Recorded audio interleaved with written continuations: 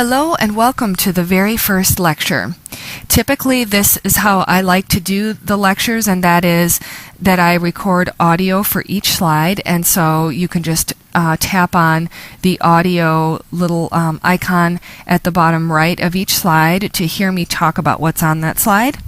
And I have to apologize in advance for some of the recordings being of poorer quality than I would like. I used PowerPoint version for audio recording for some of these, and it turns out PowerPoint doesn't have the best sound quality for their audio. I don't know, their audio function is not the best sometimes, and so sometimes you'll hear like a whooshing sound as I'm talking, and so just know that I'm not standing in a hurricane. It's just the audio. And so I apologize in advance for that. And what I'm trying to do for the future is to re-record some of these segments, but some of them are so complex and I explained them pretty well that I don't want to mess them up. And so, but over time I will be replacing a lot of them. So I am going to be doing that probably systematically over a period of time, but probably not all for this course. So bear with us here. All the newer recordings are going to be very good quality, hopefully, and so that will be really great. So our couple of broad topics today that we'll be covering are research ethics, and we're also going to review correlation, and this will probably take you back to your first stats class this previous summer, and hopefully it will be mostly review for you. Research ethics is a really important topic. It really deserves its own course, but we'll do the best we can to cover the highlights of it and some of the history of why we care about this, and just how we can be responsible with the participants who are kind of entrusted to our care as they are helping us with our research. So with that, let's move on to the first topic.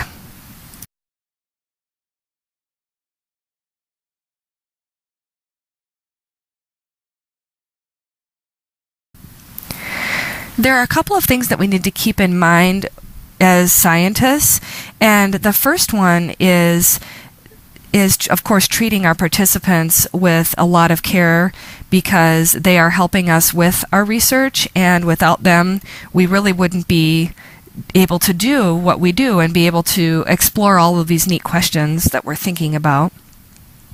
And the second thing that comes to mind is the way that people will use our results in the future in ways that we didn't anticipate, and maybe in ways that we would not approve of.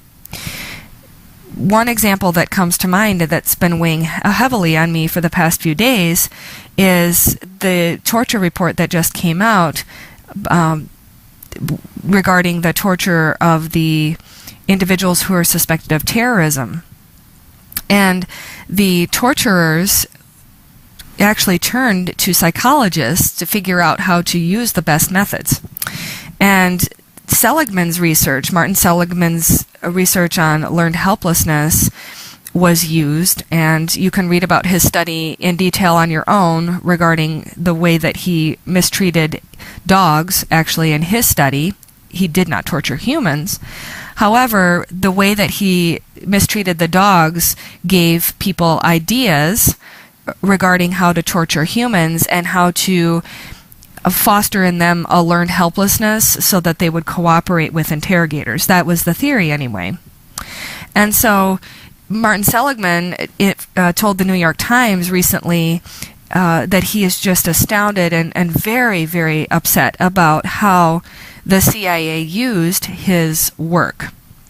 And he was deeply regretted that. And so it just kind of was another reminder to me that as a scientist, I have to think ahead a couple of steps and understand how my work may affect people down the line, because, of course, we kind of have a professional oath in our field, and professional guidelines, I should say, that you can read on the APA's website, that we all kind of have to, abide by. and those say that we can't do harm to individuals like this, and the results of our work should not be used for harm, and we might have to take steps to make sure that doesn't happen as much as possible. Of course, we can't foresee everything, but I can think of many other examples of this kind of thing. But anyway, it would take a class probably to talk about all of these different aspects. There are a couple of examples here that I just want to talk with you about that are kind of egregious examples, but there are only a few. So the first one here is the Johns Hopkins lead paint study in the 1990s, and that one was extremely unethical according to many individuals. Lead paint was used, when was it? Back like before World War II, pardon me. Houses were painted with this paint that is very harmful. It emits fumes apparently for years after and can cause lots of health problems for people who live in those places. So the purpose of this study was to understand how much of that lead paint had to be cleaned up, because it's a really expensive process for the city or whoever was doing it, so that people could live in those places. So they randomly assigned low-income individuals, and by the way, usually mistreatment of individuals happens to traditionally and historically disadvantaged groups. It just seems to happen that way a lot of times. But these individuals in those lower income neighborhoods were randomly exposed to varying levels of cleaned up homes. So some had a lot of lead exposure, and some had no lead exposure, and some had various levels. So I think there's like 5 levels of lead exposure. And so the researchers did not inform the low-income individuals who were living in those places. They did not inform those residents that they were being exposed to varying levels intentionally. There was just a blanket statement about lead risk. And so there was a big outcry when this came to light, and I'm not sure all the details around that, but there was a big outcry saying that these individuals had no idea that they were being kind of guinea pigs in this kind of study. And so I forgot exactly how all of that came, like how, if anybody was fined or anything. It surely was a stain on Johns Hopkins for doing that. But some individuals have said, kind of a rebuttal to this, they have said, well, this study, actually people would have been exposed fully to the lead if those homes had not been cleaned to some extent. And so this really was helping individuals. So they kind of turned it a little bit to say that they would have been in the fully contaminated places otherwise. So most of the individuals in the study had it actually better than they would have had otherwise. So there are different ways to spin that, but the point is that for research, we are supposed to fully inform our participants, and that's the responsibility of the Institutional Review Board, or IRB, and that is a committee of individuals at institutions that conduct research. SPU has one, of course, and that's why you filled out the little IRB form for our studies that we do. We always do that to get it approved by the IRB. And so that ensures the rights of the research participants, and that they know exactly what kinds of things that they'll be going through as they help us with our work. And so it's very important that they're fully informed. And in the lead paint study, they were not fully informed, and so that's probably the most egregious part of that study. As you can see, I've written some notes below the slide, and this is typical for my lectures, so that you can read the same notes that I'm reading, basically. And so there are some notes about that lead paint study, and then sometimes I'll also put like websites that you can go to read more about if you want more information about various topics. The second research violation that I found out about a couple of years ago, actually. It was kind of interesting because it was a kind of a different spin. And this one was fabricating data. So remember, there are a couple of things to keep in mind. First, treating participants correctly. Second, how will people use our results? And there is a third one, and that is reporting the findings accurately. And so Mark Hauser was a cognition scientist. I guess he studied animals at Harvard. And a couple of his research assistants, who I think were graduate students, came forward and blew the whistle because they observed a monkey's behavior in a certain way, and they recorded the results the way they saw them.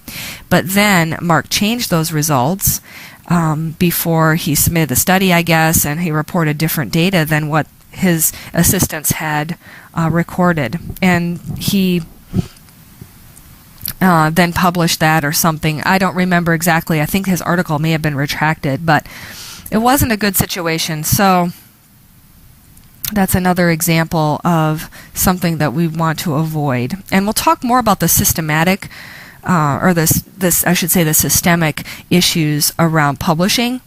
So again, there are the three aspects: treating participants right, the accuracy of our findings, reporting them honestly, and then also how people use the results of our research. All right, so the IRB is kind of a body that we're accountable to, the individuals who make sure that we are on track for those three things. And so it's important for us to realize that as graduate students and faculty, we represent SPU in all dealings with any outside organizations, at conferences, when we publish our findings in journals. And so that's a responsibility that should be taken, of course, very seriously. And so we want to do our best to make sure that we're always properly representing our institution and doing everything honestly and above board, and just doing the best we can in our work, because we have a really sacred trust, I would say, in terms of what the public sees of research. They are looking to the scientists, to us, to figure out important answers to important problems, etc. And so we are kind of people soon. I mean, it's maybe hard for you all to imagine this right now, but pretty soon people are going to be looking to you as the expert, and kind of the buck stops with you. Right now, you may not be there yet because you're in school and still learning, but very soon you're going to be the one the responsibility will fall on you for your own research and your own practice. And so it's a good time to practice those skills now while we're in school. And so those are the important things to keep in mind. I'm going to talk in the next slide about some difficult circumstances in history that have made things more difficult for us in terms of the way that certain groups of people have been treated in research, and what research findings, the implications of those findings have had for them. And so we'll talk about that in the next slide.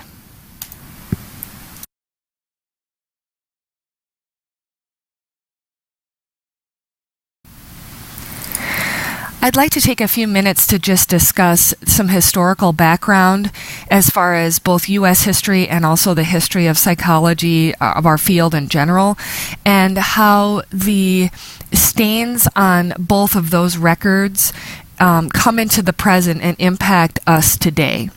So the first thing I want to talk about is the history of intelligence testing in the U.S. So I don't think this information is talked about as much as it could be, because I think that in general, when we find stains in our country's past in terms of how we've behaved, and also in our particular fields or guilds that we're associated with, we can tend to downplay those lessons that we should be learning and applying to the present. We downplay what really happened.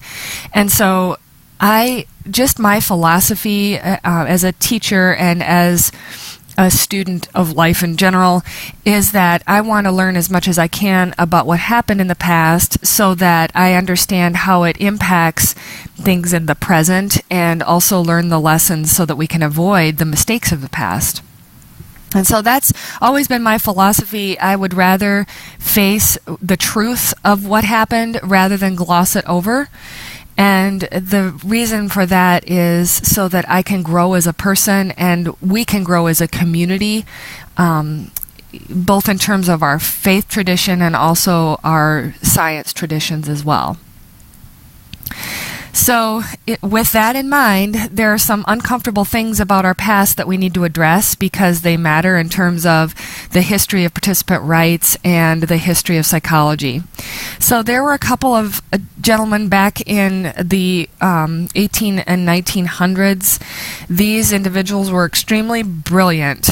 If you read about each of them on the internet or finds a couple of books on the history of psych, you will see that the two of them contributed greatly to our field in terms of the knowledge base.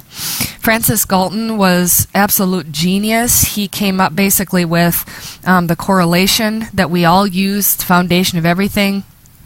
I read once just some little cool information about him. He would walk around with some kind of objects in his pocket, like beans or marbles or something, and he would always be counting them and doing math with them. He just loved statistics. Goddard, same deal. He was a famous intelligence researcher. Both of them really wanted to understand human intelligence. That would have been great if they would have just stayed there. However, they tried to apply it in ways that are appalling, especially to us today. Basically, what they put forth is this system in which they would filter individuals who would come to the U.S. to immigrate over, and they would only allow certain people into the country. So I don't know who gave them the authority to do this, but they would actually set up their little station, as you can see in the picture on the slide on the right, set up this little table where immigrants who just got off the boat would come and have to take an intelligence test to gain admittance into this country. And this was occurring, again, through the mid-1800s, early 1900s. There was this idea of eugenics, and basically eugenics is we're only going to let the most intelligent people into our country so that we can build a very strong society. That was the idea. So imagine being an immigrant to this country, and you're on a boat for days and days and days. You're really, really sick. You don't speak English, most likely. You are not feeling well at all. You're kind of disoriented. You see that Statue of Liberty, which means freedom, supposed to mean freedom and equal opportunity. At least that's what we were all told. And that's how they felt as well when they were coming into that harbor. Imagine stumbling off the boat and coming across these two individuals who put a test in front of you, basically, a paper and pencil, and are asking you to take this test. And if you don't pass it, you get sent back on that boat. But this is indeed what happened for many, many years. And so intelligence testing is a stain on our record. It's a stain on both the U.S. history record, of course, and on the history of psychology of our field. And so this is definitely in people's minds when we think about participant rights. It's a part of our history, and so it's because of the violations that have occurred in the past, we as scientists now have a lot of rules and regulations to protect individuals against both, again, participating in our research, against harm with that, and also against improper application of the results of our studies. Because of all the intelligence testing and the kind of fixation on who we let into the country and who we let reproduce, basically. So back from early 1900s until just almost up to the present. So as late in the game as 1979, you can see in the notes there's a link to a study, and there's much more information out on the internet that you can look at.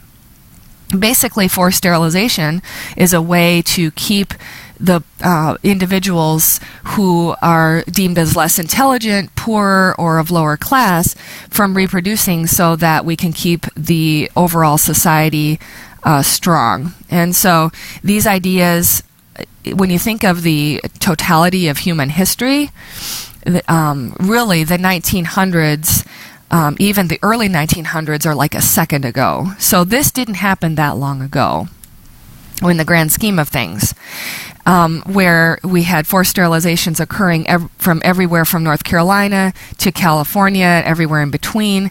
And again, those people who underwent those violations were usually people of lower class. They were typically people of color from groups such as Hispanic, Native American, and African American. So those groups were disproportionately affected by this. And oftentimes they would be told they would be just undergoing surgery to remove an appendix or something benign like that, and they would come out of surgery and they actually were sterilized. So without their permission, of course. And so this is, again, a part of our history, and we need to acknowledge it and just know that we as scientists and as people who are more educated, we have a very sacred responsibility to use our information and the power that comes with it for the betterment of everyone, and not to perpetuate the power structures that have been in place and have harmed individuals in the past.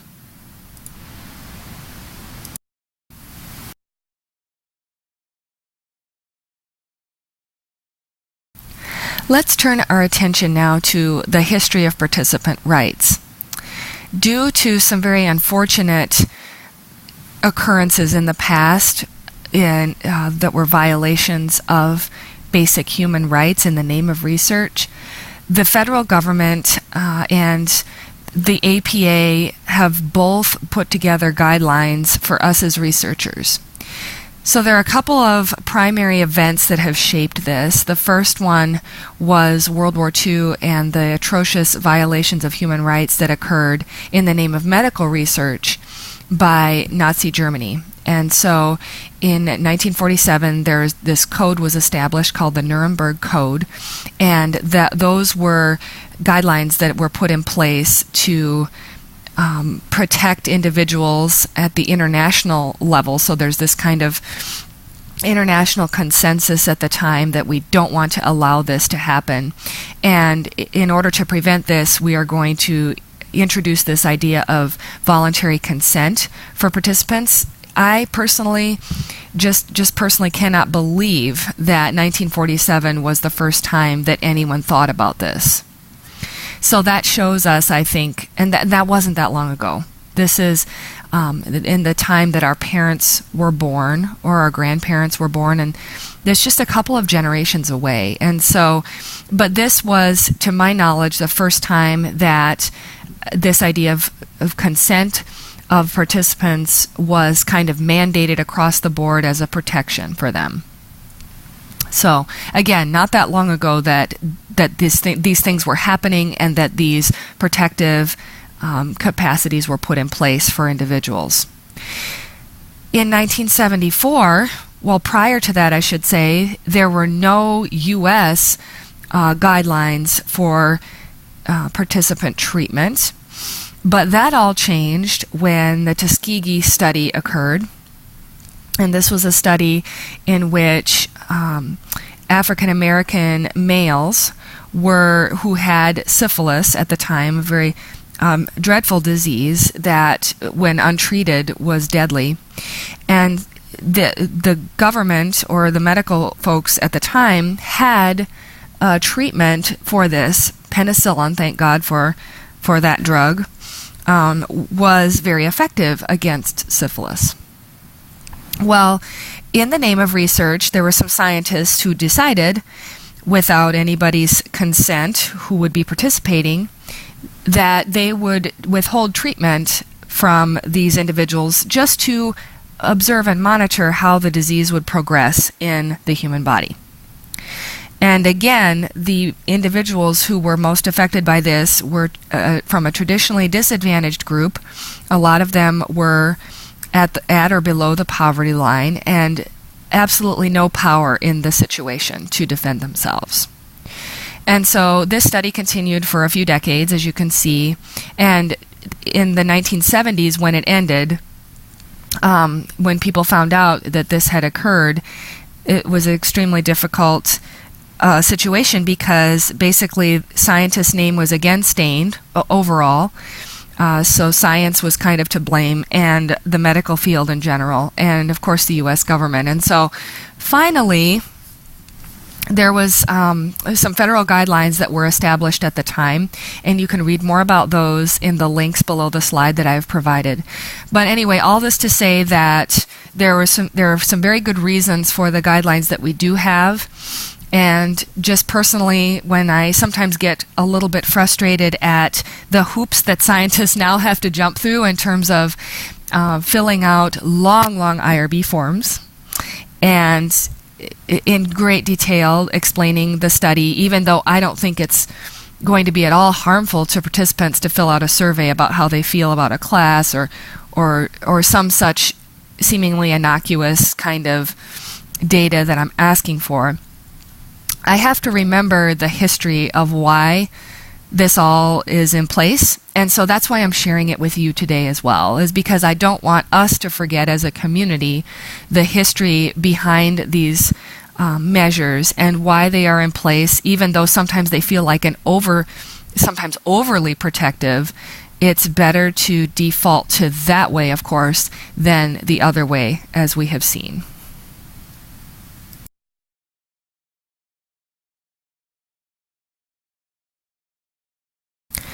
I want to briefly make you aware of the 3 layers of accountability that anyone in an educational institution like ours would be under. And so the first one is the broad umbrella guild that we have, the APA, and that's our professional standards, and those are located at the link provided. And basically, when we become licensed or a member of APA, we have to abide by those guidelines that we have all agreed to. And so if those are violated and the APA becomes aware, they can take certain measures, such as taking away the person's license. The second one is government regulation, especially if we're receiving federal funds for our research. We all agree to abide by the guidelines that are put in the links there. I provided the link to the Health and Human Services Department and also the Common Rule. And this is only for federal agencies, actually, so I'm not sure that we directly fall under that unless we are accepting federal funding. So if we were in a public institution, we certainly would fall under that. But I think that most, even private institutions, agree that we want to be under this net of accountability as well. And finally, institutional policies that are specific to SPU. So in this case, SPU's IRB is the third net of accountability that we have, and they kind of set the standards, and we ask them before permission to do all of our research, filling out IRB forms before we conduct our studies. So these are the 3 kind of safety nets that we have for protecting human subjects, and also to guard the accuracy of the data and the information that we publish and then gets disseminated to the public.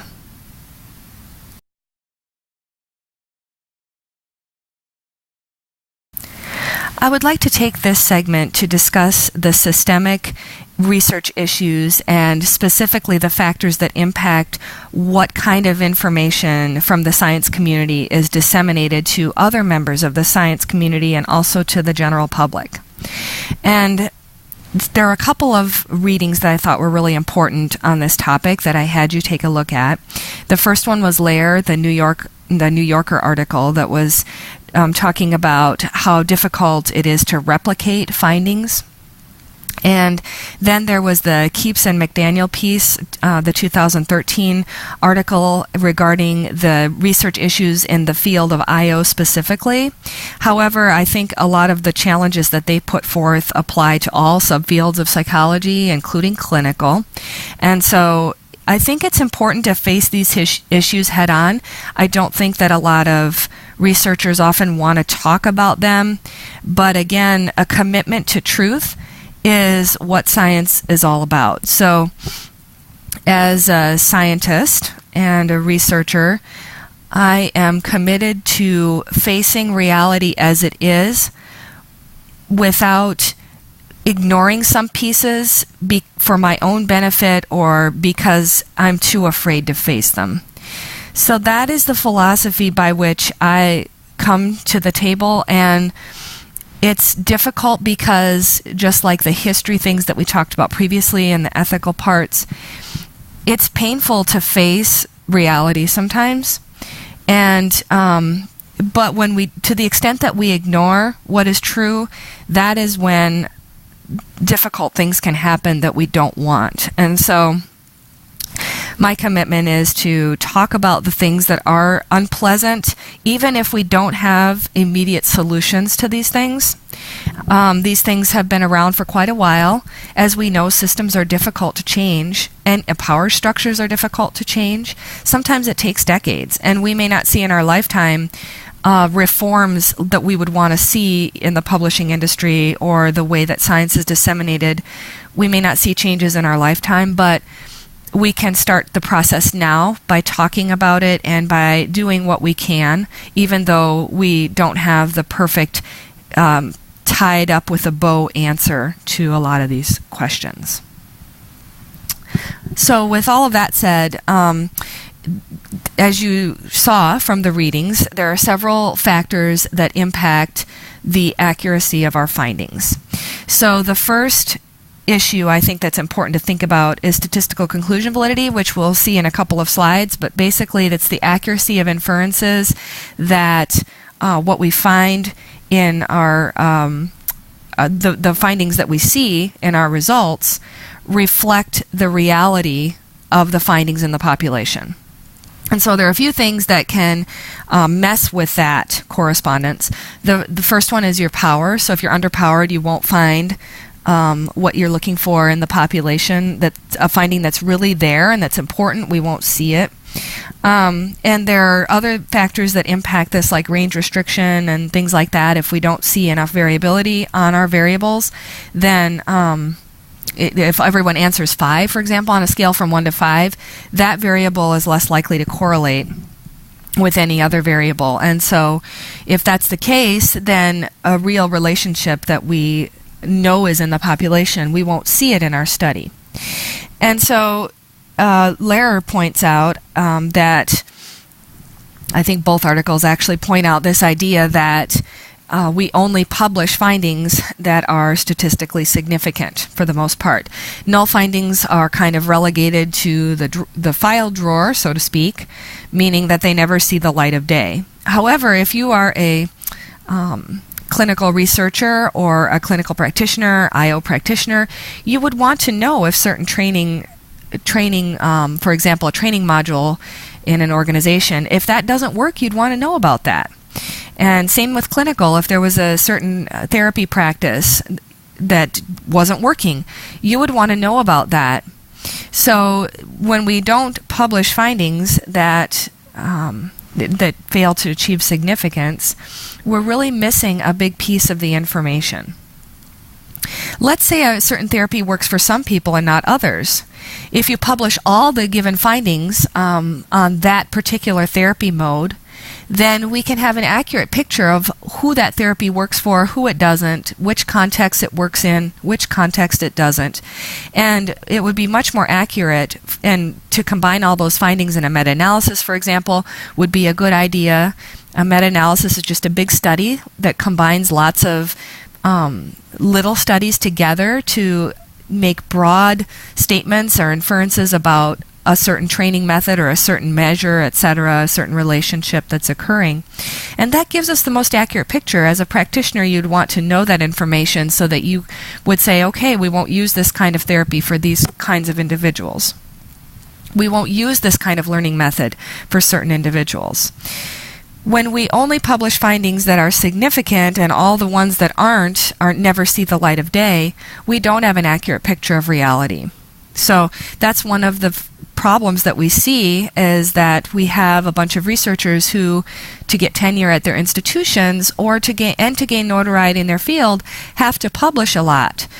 And the studies that don't turn out the way they expected, that the therapy didn't make a difference, for example, that study never gets published. If that study never gets published, which is often the case, then practitioners don't have access to that information about that particular type of therapy. So this is something we need to keep in mind.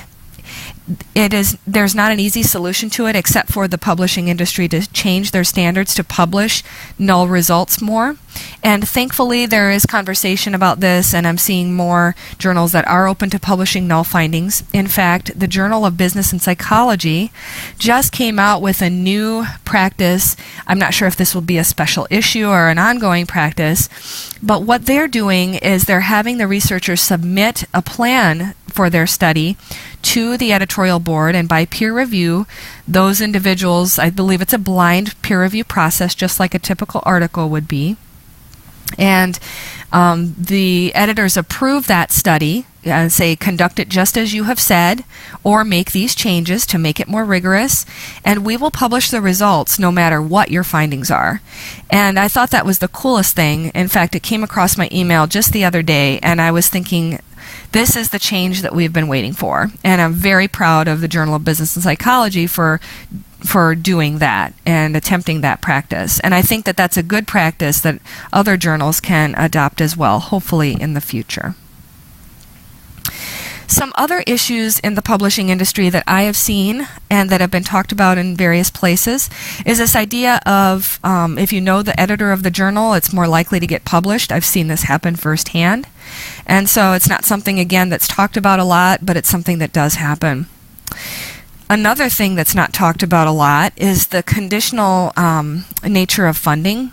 So funders tend to fund studies by people who have established vitas, curriculum vitas, where they have a track record of publishing. And so in order to get the funding, you need to have all of these significant findings, remember, because non-significant ones are typically not published. So those are the people who get the funding. And there are also some conditions with the funding that funders implicitly or explicitly ask for results to be significant and in a certain direction that is in their interest. So this can come into play with drug companies or other individuals or other orgs, I should say, that give out funding. They want sometimes the results that make them look good. And if you don't find results for certain studies, remember, you won't get funding in the future. And sometimes those are the conditions for additional funding, is that the org wants to see the data that you come up with and that you observe to be consistent with what they want. And so they'll give you hints of this, like we expect this kind of thing to happen. And of course, this isn't always the case, and it depends on the organization, but it's something to be aware of. And it's also something for the general public to be aware of when we're looking at data, when we're looking at studies. The funding source may be a factor to consider. So Merck, the big pharmaceutical company, there was a recent issue with them. You can see in the link below the slide. They had a research misconduct where they manipulated data to attempt to demonstrate that the mumps vaccine was effective, when in reality it was not effective, and they knew it wasn't effective. However, they were tweaking things to make it look like it was. And so whenever there's this or this vested interest behind the research, we need to be aware of that. The interesting results. Okay, so this middle bullet regarding the extreme or interesting, surprising findings, Lair talks about this idea of this novelty. I think there's kind of a cultural value in terms of things have to be novel and interesting, I think, for us to be interested in those things and pay attention to those things. And so this slips kind of into the science world as well, where if we just replicate a study that was done in another population than the original study was done, that's not good enough to get published in the top journals. It has to be something new and exciting. But the issue that comes up again is that replications can be very, very valuable. And so even though they're not exciting necessarily, they may turn out just the same as the original study. Whoop-de-doo, nothing new was discovered, and so that study probably won't get published. Again, I think the tide is changing to some extent, but there's still this kind of penchant and this lean toward the interesting, overturning of previous thought on this. I think we're all kind of sucked into those kinds of studies, like, oh, those are awesome. Whereas the just general replication, building on what's previously been done, is just not good enough. And so those things get neglected. So these are the kinds of things that I think are important, and there are some people talking about solutions, and I'm very grateful for that. There's a possible solution with the open science idea, and that is that, and there's a link at the bottom of the slide in the notes section. And that's the idea that we turn over all of our data for our peers to analyze as well, so that way we can't hide anything in our data sets. We just give them away kind of online and let others mine those data sets and kind of check our work. And so if we have nothing to hide, why not? So there are some, voluntary, people voluntarily do this. They'll put their data online for others to look at. And then when they publish the work, it's really cool because we may be getting a more accurate picture that way. The more experts who see, the more things that are caught and analyzed, and maybe we can get the best picture that way. The issue that comes into play with that, however, is who gets credit for the publication. If 30 people have all contributed to this data set and really analyzing it well, then who gets publication credit? And publication credit is kind of the unwritten rules of it, at least in my sub-area of psych and IO, is that the first 2 authors are generally the ones that get the most credit, and then after that, it's great that your name's on it, but you can't really build a great career with always being 3rd or 4th author.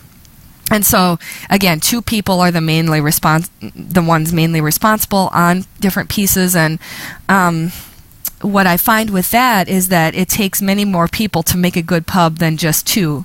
Typically, not always, but it takes. And especially with the open science idea, where others are taking a peek and providing suggestions, then it's hard for just 2 people to take the credit. It's more of a community effort, and like it or not, we still are in a very individualistic kind of culture, an individualistic way that we reward people, rather than a community effort. Typically in academia, it's still very much an individualistic way of conducting science and of getting the reward systems. The giving of rewards, I should say, is still very individualistic. So, again, but we can question that and say which process leads to more accurate findings for the general public. Again, the scientists are trusted big time to provide the right findings. And so, what is the process by which we can obtain the most accurate findings possible? I don't know if it's necessarily the individualistic approach that we've been doing it all this time, kind of unquestioningly. Is there a different way that perhaps it can be done better? So those are some of the things that weigh on my mind as a scientist. I think that systems are definitely in place such that we may not be seeing the most accurate findings. And interestingly, when you go to the literature, we go to the literature and do lit reviews, and then we posit new studies and propose new ways of collecting information, just like you're doing in 2IP. If that foundation is shaky, what's out there in the current literature, then we're really building on a house of cards, because if these studies have been manipulated in any way to look better than they are, and so we're counting on those when we're doing a new study, then our study may be a waste of time, because those findings, if they were replicated, they wouldn't show what they purport to show. And so when we propose a new study and we do it and then the findings don't come out, this happens a lot in the data, right? We work really hard on a study, it just doesn't turn out quite like we thought it would, and so we go back and rework it and try to make it say something so that it can get published, because we've been working for 2 years on it, and darn it if we can't get something out of it, right? Well, that's pretty typical, and that's okay, but how much better would it be to just be able to publish most anything that was done in a rigorous manner? So the method has to be vetted by experts and maybe peer-reviewed first, and then once the study is done, the findings are completely transparent. They're just reported as is, published no matter what they say, and that way we have this accurate foundation on which to build new studies. Whereas right now, it could be questionable in terms of what we're building on. So that's something that also comes to my mind. I try not to think about it too much. I try to take what is out there at face value and just kind of work with it. But whenever my studies don't come out as I intended, I wonder about the theoretical basis, and I wonder about the empirical basis that I've built upon. And so it's just something to keep in mind. I don't think something that we should lose sleep over necessarily, but it's something that, again, if you're a unique calling, we can talk about calling and vocation. Maybe it's your calling to work on this process and to work on open science frameworks and to work on those things. That is such a cool thing that I think will pay huge dividends. Again, maybe not something we'll see in our lifetimes, but it's something that kind of like we're investing in our future in terms of accurate and good science, and that's always something really nice. So anyway, that's just kind of the big picture. I'm hitting just the highlights of this really deep, challenges that are there, and it goes along with research ethics, and so I wanted to bring them to your attention, and something that we just keep in mind moving forward as we work in our respective fields.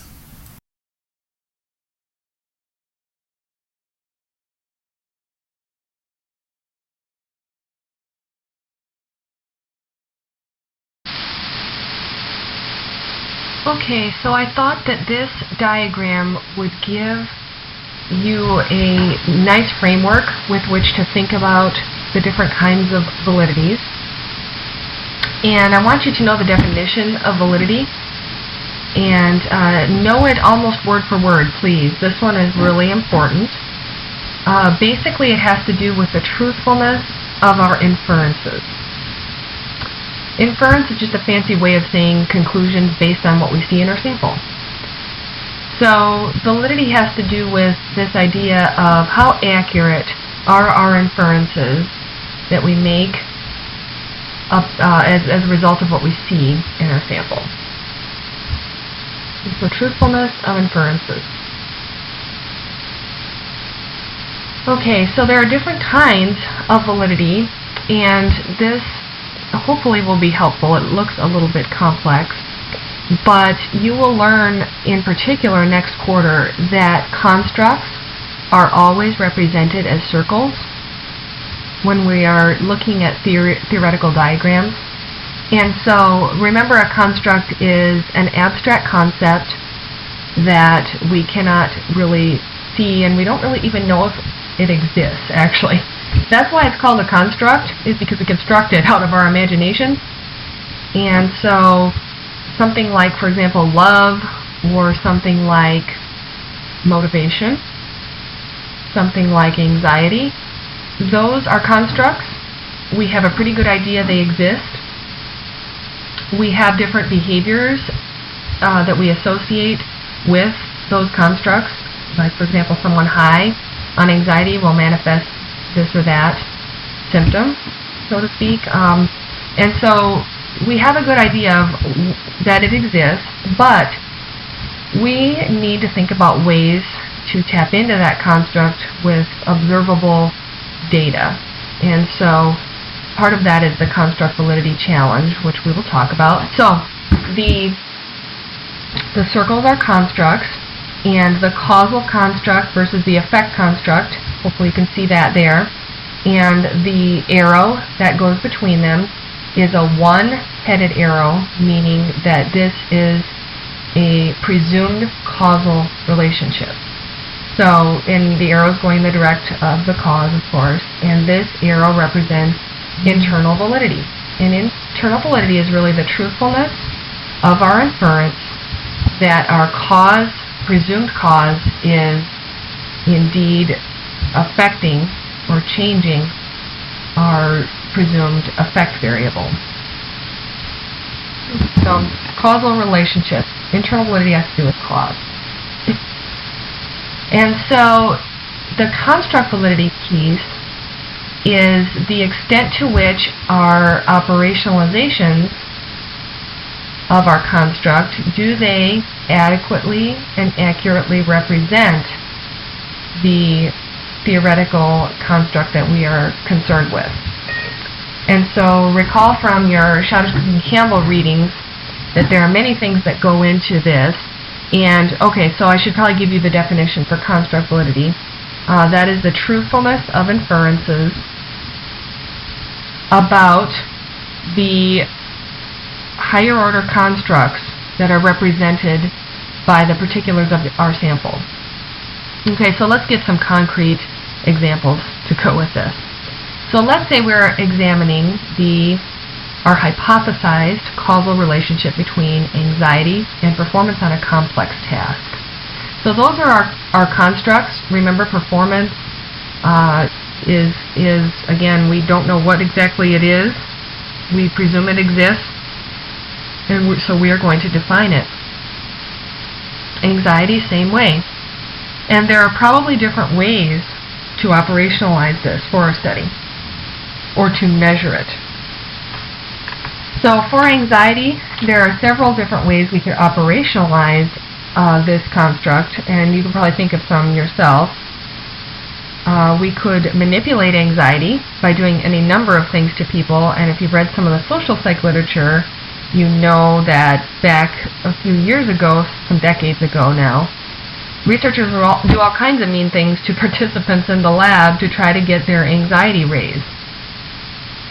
One particular one comes to mind where the researcher had a chair rigged, and so that it would just fly over backwards and scare the participants, but not in a way that hurt them. So I don't know how he set it up, but it was kind of crazy. So obviously if that happened to you and you weren't expecting it, you would be pretty darn scared. So that's kind of more like a fear or surprise factor. Anxiety, it's a little bit of different construct than that. It's probably more of a slow burning kind of fear. And so there are different ways in which you could probably either measure that or manipulate it. Let's think about measuring. So just observing anxiety, we could obviously give someone a survey item or two, just asking them on a scale from 1 to 5 or 1 to 7, how anxious do you feel? How unsettled do you feel inside? That's kind of like a self-report. Or we could take behavioral measures of anxiety, like how many times someone blinks has been used. We could take different measures of physiological things like heart rate, skin moisture, blood pressure. All these things are purported to capture a piece of anxiety, that big overall construct. So the extent to which our operationalization or measure can map onto the higher order construct, that means we have a good chance of having some high construct validity for our study. And so let's talk about the effect construct, performance on a complex task. Well, there are any number of ways you could measure this. Researchers have done all kinds of things. They have had people do math problems. They have had people take an IQ test. They've had people take a Raven matrix test, I believe. You may have taken this, where you have to kind of manipulate shapes in your mind and predict how they'll look and turn them around and twist them around in your head. It's very cognitively demanding. You could have someone solve some mental puzzles. So a similar kind of idea. And so those are all ways that we could try to get into this construct of complex task performance. And again, we'd be interested in this with, for I/O research. I can think of just several reasons why we would care about people performing well under pressure, under anxiety. We would want firefighters, of course, to be able to perform well in complex tasks, not only physical tasks, but cognitive tasks as well, when they're trying to figure out how to save people's lives. Air traffic controllers also comes to mind. So those are the kind of, anyway, several reasons why we want to do research on anxiety and complex task performance. So let's talk about external validity for a second. The factors that affect this, there are several that I can think of. The first one, remember, external validity is the, before I go into that, let's talk about the definition of external validity. It is the truthfulness of inferences, that the causal relationship observed in the sample will extend or extrapolate to different kinds of participants, different treatment variations, outcomes, and settings. And so let me just go through those one by one. The first one is participants. There is a thing called the Yerkes-Dodson law, and that says that there's really a curvilinear relationship, an inverted U shape, between anxiety and performance on tasks, and it depends on how skilled you are. So if you're really skilled, you won't have a lot of anxiety, or actually you might even have some, but it will help you do well in the task, not hurt you. So if you have participants who do very well on certain mental tasks and enjoy them, the small amount of anxiety you produce in your manipulation may actually help them do better. So in this case, individual difference variable, or a aspect of the individual, may change that causality, such that we would expect anxiety to reduce performance in some people, but enhance it for other people. How about experimental settings? Well, we can imagine that perhaps this relationship will change as a result of being simply in a different setting. For example, a lab versus a field experiment, for whatever reason. What about external validity across variation of the manipulation? So there are several ways we could think of to manipulate anxiety. Again, there's some that are more drastic than others, right? So we could tell participants, for example, that they have to give a public speech when they come to the lab, and they will have to do so in 10 minutes. Maybe they'll have 10 minutes to prepare something, and they'll have to speak to 100 people about whatever. So this has been done in some studies, and we know from the data that public speaking is one of the hardest things for people to do. It makes them very fearful. So that's one way to manipulate anxiety, but again, maybe not for everyone, because some people love getting up front. And there's another external validity factor, right? We could tell participants that they will be shocked at random intervals, so we can hook up electrodes to their hands and tell them at a random time, you'll be shocked, and it will be a little bit painful, but it won't be harmful. These studies were done a lot a few decades ago. So these are just two examples of the way we could manipulate anxiety. Still be true to the construct, but we may get different results on task performance based on the kind of manipulation we use. And so this is an aspect of external validity, and that is the idea that across treatment variations, that's what they call it in Scottish, I would prefer to call it the truthfulness of inferences across different kinds of manipulations of our IV.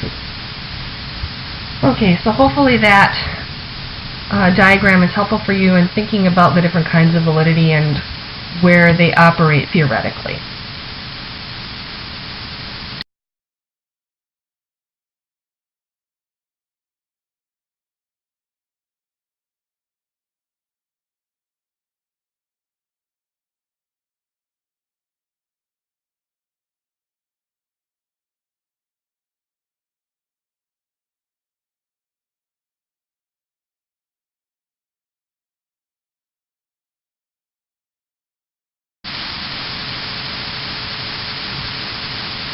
Okay, so I want you to know these 3 conditions that we need to have in place before we can make a truthful inference regarding internal validity, meaning that X causes Y. X is going to be referred to as our IV and Y as the DV for most of this class. Hopefully that's been the way that you've thought of notation up to now, so hopefully it's nothing really new. Okay, so these 3 things need to be in place according to Shadish, Cook, and Campbell, and the first one is that the cause precedes the effect in time. So one thing has to come before the other before you can conclude that the first thing caused the second thing. Secondly, X has to be statistically correlated with Y. This has to do with statistical conclusion validity, so we need to have statistical conclusion validity before we can even think about internal validity. So stat conclusion validity is really a necessary but insufficient condition for concluding that we have a causality.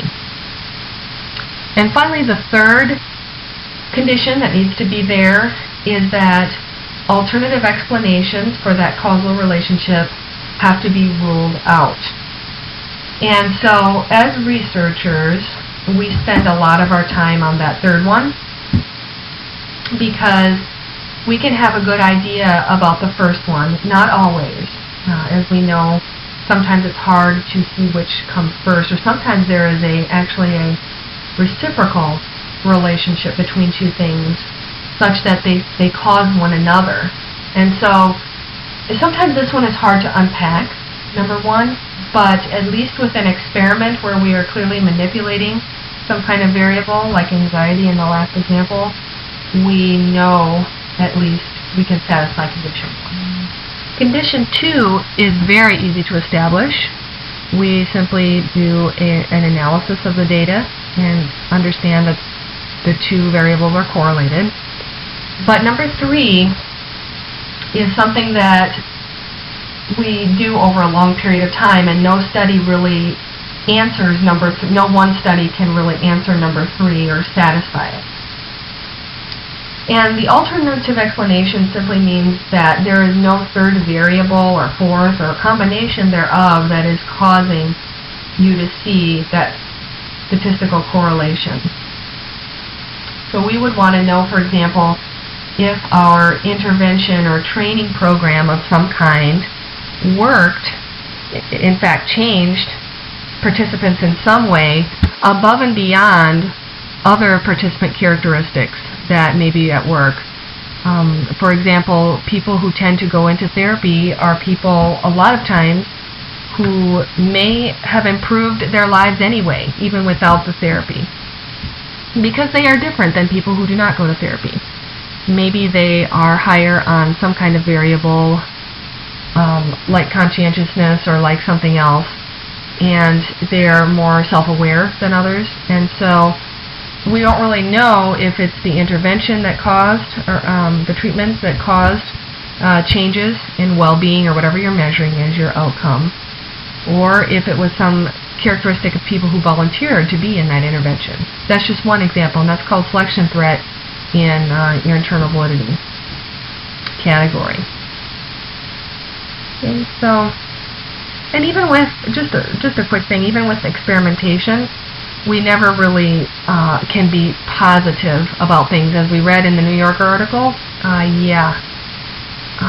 sometimes effects come and go, and they can be difficult to nail down. And so part of what I was going to say about the New Yorker article is that really the key is to be able to do many, many different kinds of studies and do many kinds of replications. And unfortunately, and what I mean by replications is either doing the exact same study on the same kinds of participants, different ones though, ones from the same population, or slightly varying our manipulation in some way to see if we get similar results that we would theoretically expect.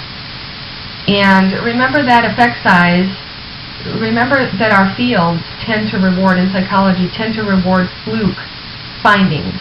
Findings that are way off the normal, findings that are interesting, but hard to replicate, as we saw. And together with that, our field does not necessarily reward replication. They reward new and original cool ideas, and once someone has done a definitive study, if you do it again, if you propose to do it again to check external validity or to try to see if we can replicate and get the same effect, a lot of times it's turned down by funders or by maybe your major professor or your colleagues. Oh, well, someone already did that definitive study, so let's not worry about, let's move on to the next new thing.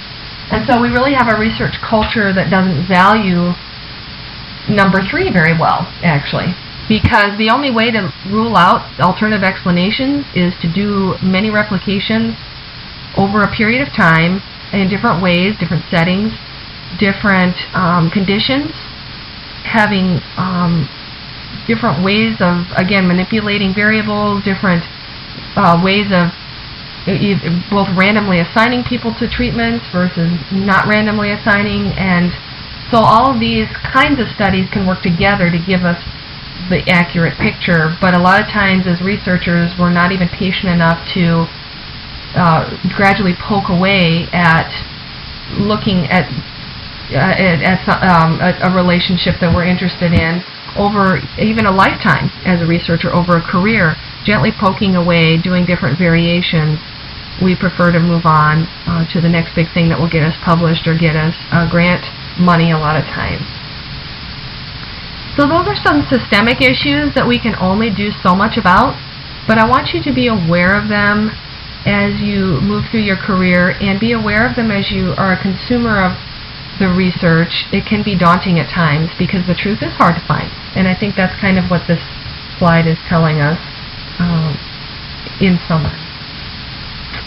Okay, moving on.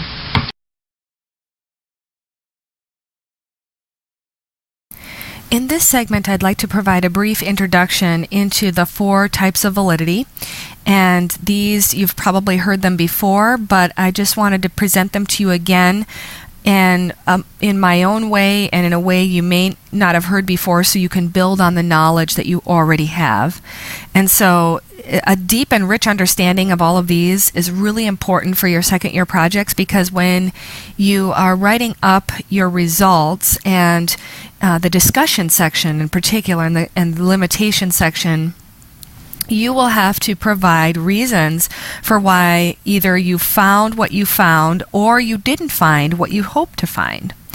And so as I go through these, I'll try to give you some examples where you would be using that knowledge when you're putting together your write-ups. And so when you have like a really rich understanding of these factors that contribute to either type 1 or type 2 error, what really happens is that when you go present these findings at conferences or whatever, you'll be really prepared to answer people's questions about your study and about the inferences you're drawing. So to begin, let's think about the whole purpose of research. The purpose of research is that we grab a sample from the population that hopefully is representative of that population. So if the population is 90% women, we would want our sample to accurately reflect that and not be mostly men.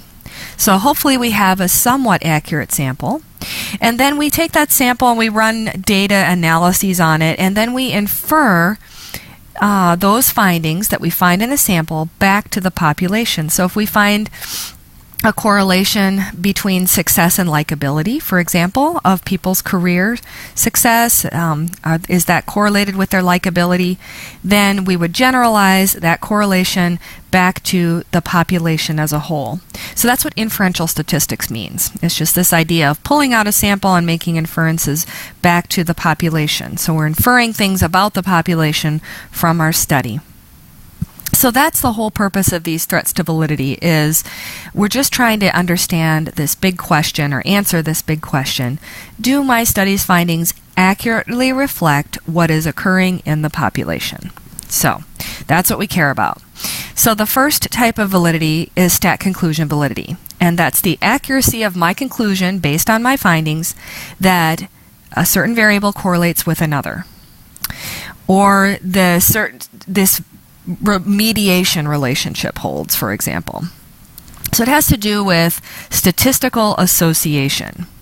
So there's the primary way that this comes into play is type 2 error. So type 2 error means that we don't find the finding in our study that we were expecting to find, but in reality, which we don't have access to directly, but in reality, in the population, that relationship does hold. So most of the time, stat conclusion validity has to do with type 2 error, and it comes into play when we don't find what we were expecting to find in our study. So X and Y are correlated in the population, but in our sample, they're not.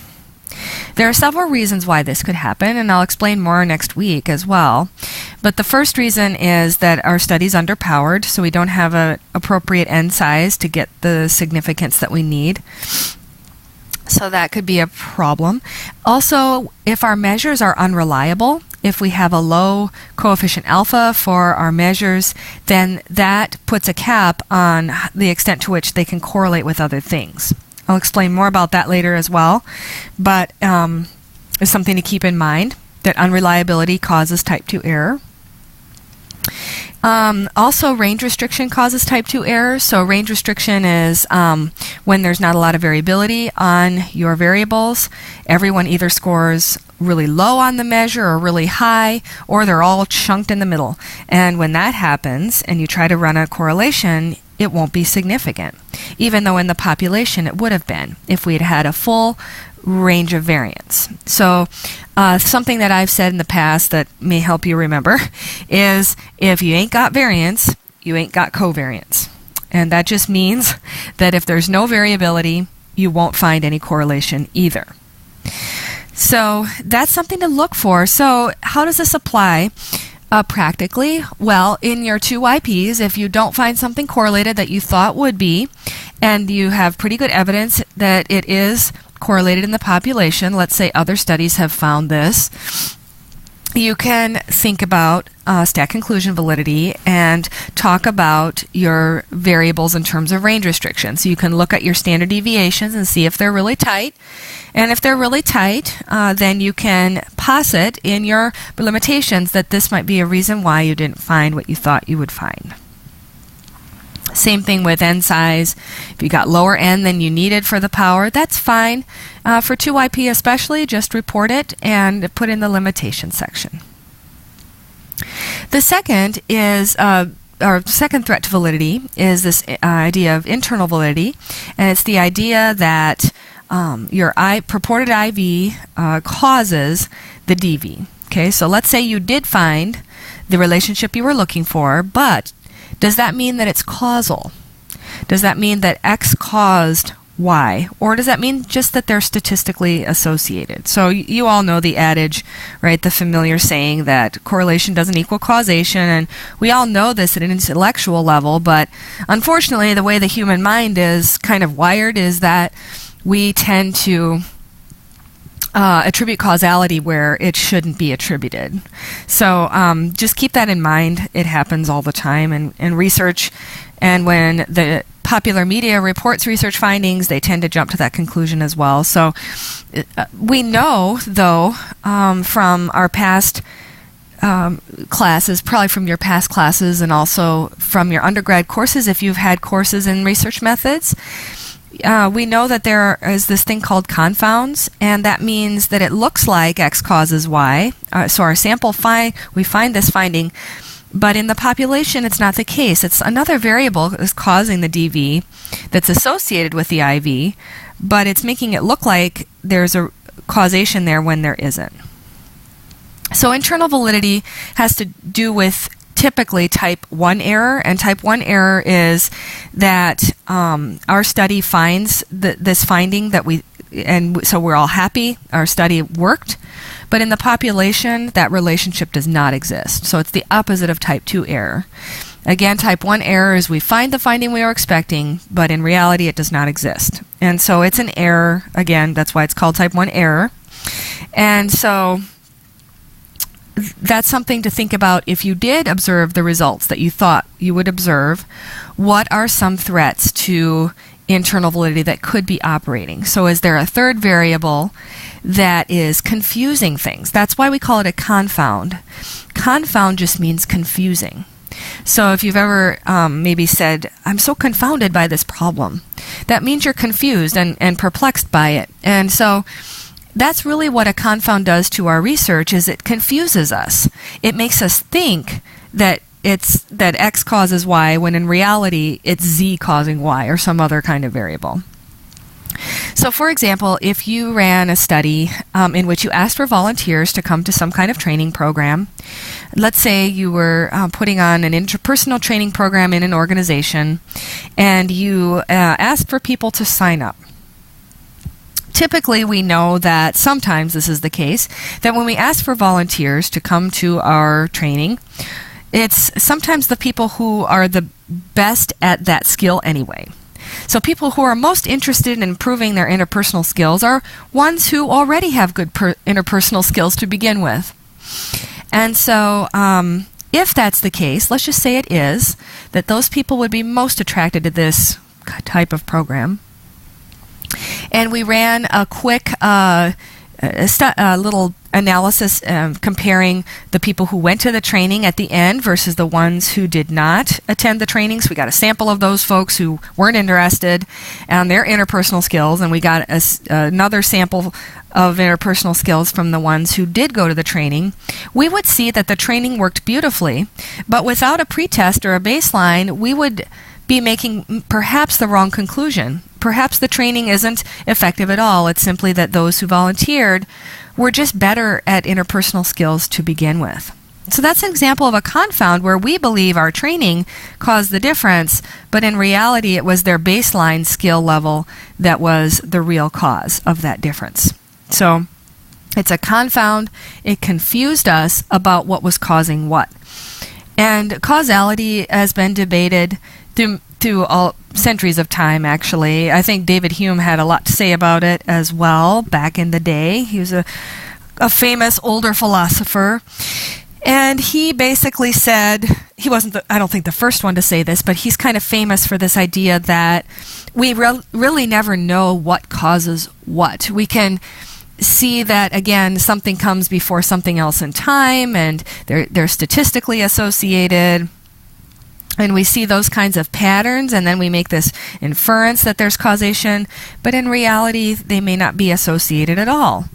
And so it's good to be just a critical thinker about some of this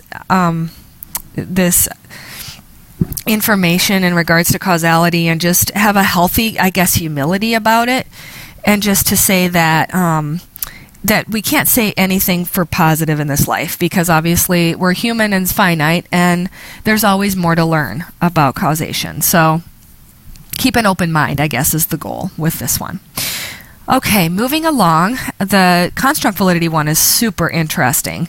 It's this idea that we want our inferences that are inferences about sampling particulars, and we want to make sure that those map onto the higher order constructs they represent. So you may have heard in the past that construct validity is this idea of measuring what we would like to measure, what we're intending to measure, or manipulate what we're intending to manipulate, and we're not manipulating something else in an experiment.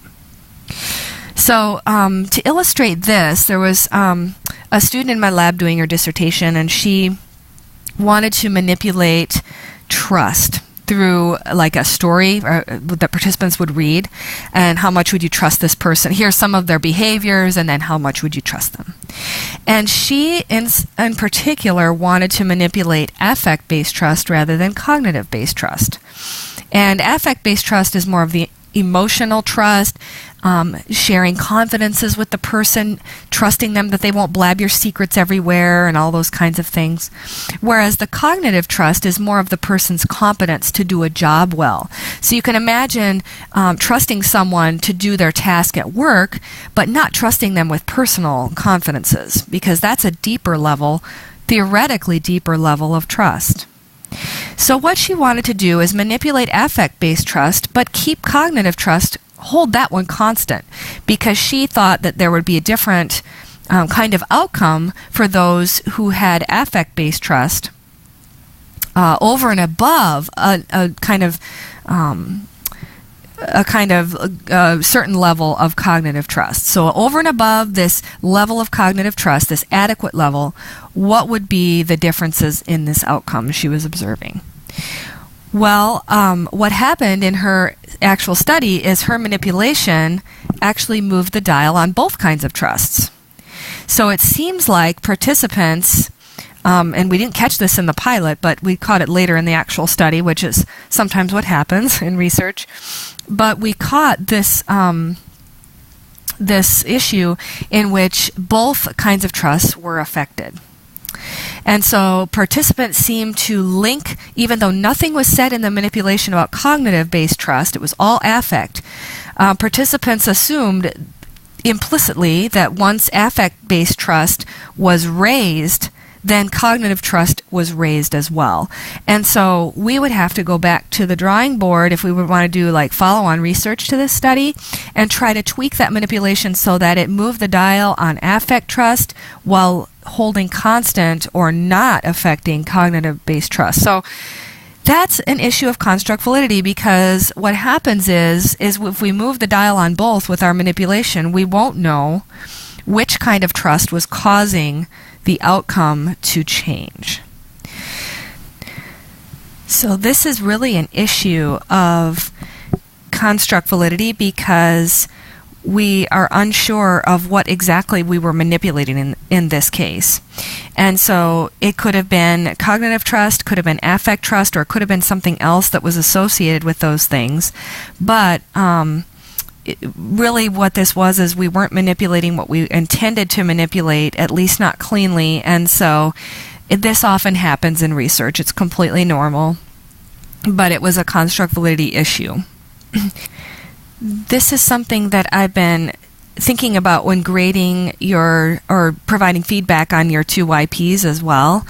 And that's the proper definition of the constructs. It's really important to include that in the intro so that the reader knows what conceptually that certain variable is, and also it's important to link the reader to the items for measurement of that particular variable, like for an appendix, for example, including those items so that the reader knows exactly what the essence of that thing is that you're measuring, whether it's anxiety or calling it purpose or behavioral synchronicity. Some of your 2 YPs are coming to mind. What exactly are each of those things? Can you tell the reader in a sentence or two conceptually what is this so that it's clear and crisp and it's distinct from the other constructs that you're working with? So those are the things that I think about daily in my research as well. It's not something that ever goes away in terms of when you're finally an accomplished researcher. You really don't have to think through what you're measuring or manipulating. That's not true. It's like an ongoing process. It's an ongoing learning, and it's just a development. And to further complicate matters, construct validity is not something that is what researchers are always value in terms of their work. I think they do their best, and not to critique at all, but just to kind of let you know that even seasoned experts struggle with this one in properly defining and distinguishing their particular constructs in their own body of research from what's out there in the literature. And what I've seen, at least in IO Psych, is that you have a lot of different people coming up with different constructs, but they're very similar in nature to ones that other researchers have come up with. And so it's kind of like a fruit basket of all of these different different variables that are very similar to one another in many ways, but they're just called something different. And so we don't have like a standard in our field. And I don't think maybe clinical's a little bit better with this and standardizing, like there's one good measure of anxiety, a certain kind of anxiety, and all of the research we do from now on, we're going to use this kind of measure and we're going to define it this way. I think that's much easier to have than just a whole plethora of different constructs that are very similar in their essence to one another, but they're just named something slightly different because a researcher wanted to come up with something new and different and kind of put their own spin of the construct out there. So there are many examples of this. I could go on for a while, but just to hit the high points to get you thinking about this and how you can we can all work together, I guess, to really think through our constructs and that we're using and to make sure that our measures closely map onto those and that we have them labeled correctly as well. So we're calling them what they really are. Okay, let's move on to the last one, and that's the external validity question. And this really has to do with the idea that this relationship between X and Y that I've established in this population, does it hold across other kinds of populations or settings or participants? Does this hold across different kinds of outcomes? So, for example, does this intervention cause some good outcomes along with some side effect outcomes that aren't as good that we didn't anticipate? So, are there any unanticipated consequences of our program or whatever we're working with? And so external validity is really a question of moderation. It asks the question, does this relationship between X and Y vary as a function of a third variable, such as what setting we do the study in, what kinds of people we do the study on, and those kinds of things. So it has to do with the generalizability of our findings to different situations, and it's really important to think through in your 2YP the constraints or boundary conditions of your findings. So let's say you found what you were looking for. Yay! Will these results extrapolate to other kinds of populations? And if you don't think so, be sure to articulate why. One of the pet peeves that I have about research, reading like discussion sections where the researchers are critiquing their own work, which is great, but they'll just say things like, well, this was conducted on a population of undergrads, so it is not conclusive whether these results will extend to another kind of like adult working population or a clinical sample of some kind. And then they give no further explanation of why the results won't extend. So what I would say is let's assume the results will extend until you, as the researcher, can provide a good, compelling reason why they shouldn't generalize. And so, just a hint, these are the kinds of questions I usually ask on presentations of research, is when people say, well, these results won't extend, and they don't give a reason why.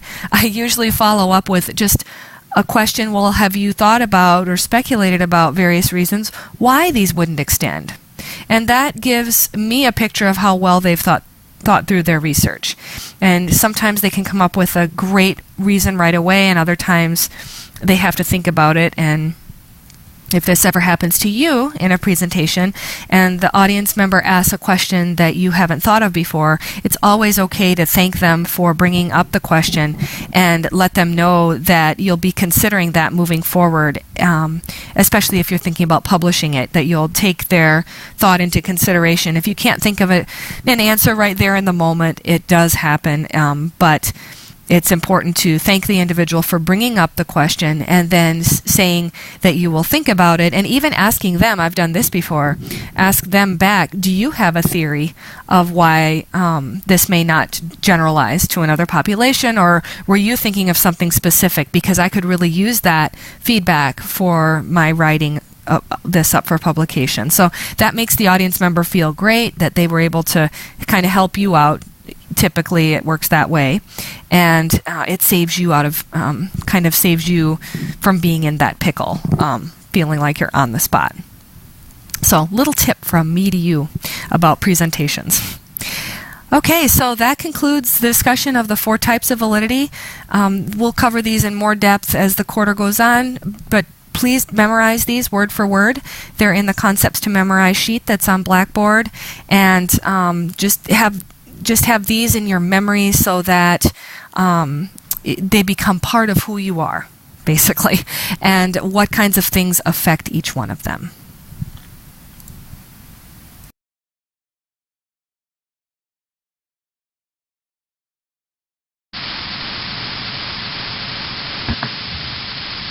My intention is to give you now a quick review of what variability means in data. And here's an example that I thought would be appropriate because we're coming off of a big NFL weekend. And hopefully this will just give you an example of how variance is calculated, and so you can always come back to it as a refresher. Okay, so this is data on NFL players' weights, and there are 7 people in this particular sample, and their weight is recorded in the first column on the left. So as you can see at a glance, there is some variability in this data. We have a range of 150, which is relatively light for an NFL person, all the way up to 320. And so there is some dispersion here, but we are going to come up with a measure of that dispersion. So the first thing you do when you want to calculate the standard deviation or variance is you take the mean of the scores. So add them all together, divide by 7 in this case, and I calculated it. It's at the bottom left corner, and it's 232 pounds. And so that is our average, and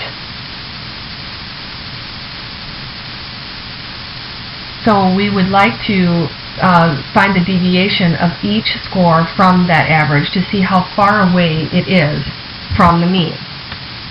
Because when we take an average deviation, as we're going to proceed to do, it'll give us a good indication of how much this data varies.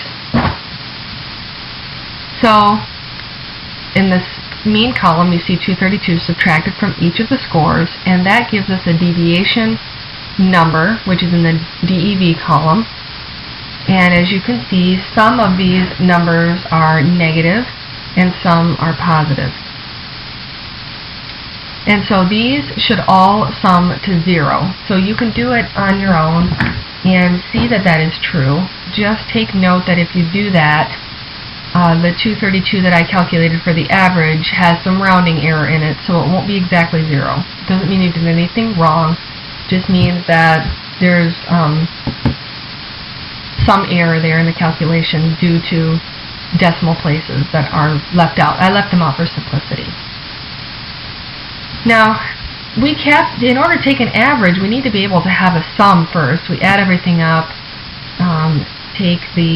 divide it by the number of cases. So we want to know the average deviation, but if the deviations sum up to be 0, then, well, that's no good because we can't divide 7 into 0 and have any meaning. So what we do is, to avoid that issue, is to square all of the deviation scores.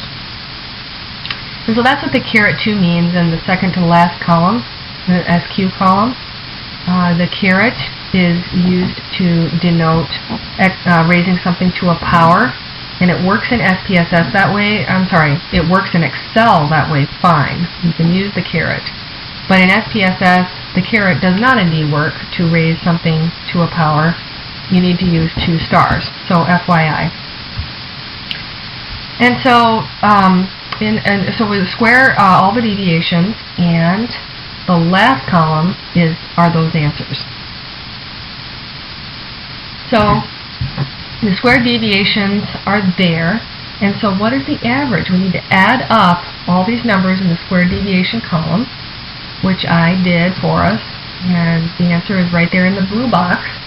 The sum of those is 2,192. 193.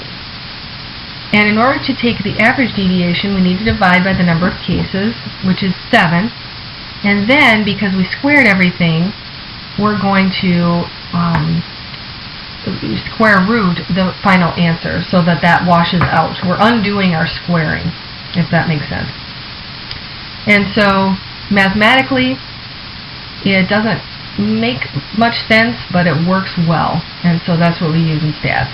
Square all the deviations, because we'll wind up at 0 anyway, the sum of them. And then we square root the final answer.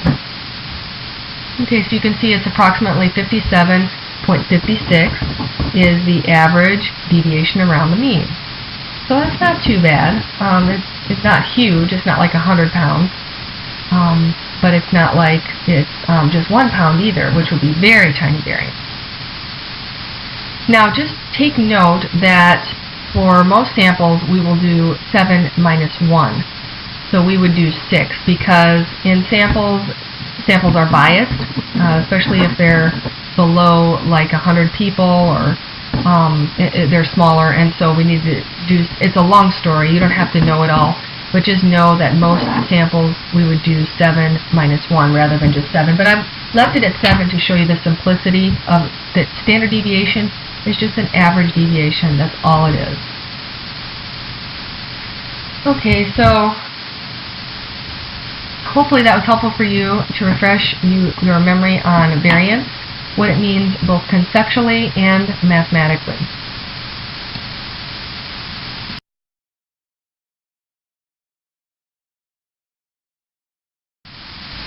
So this is the formula for the correlation coefficient.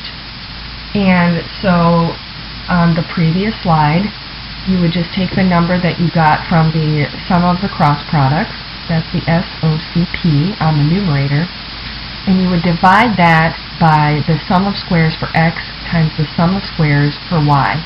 And again, in Excel, this is really, really easy. All you need to do is find the mean of both x and y and subtract each of those, subtract the mean from each one of the data points for each one. And so then you would add those columns, and that's how you would get the sum of squares.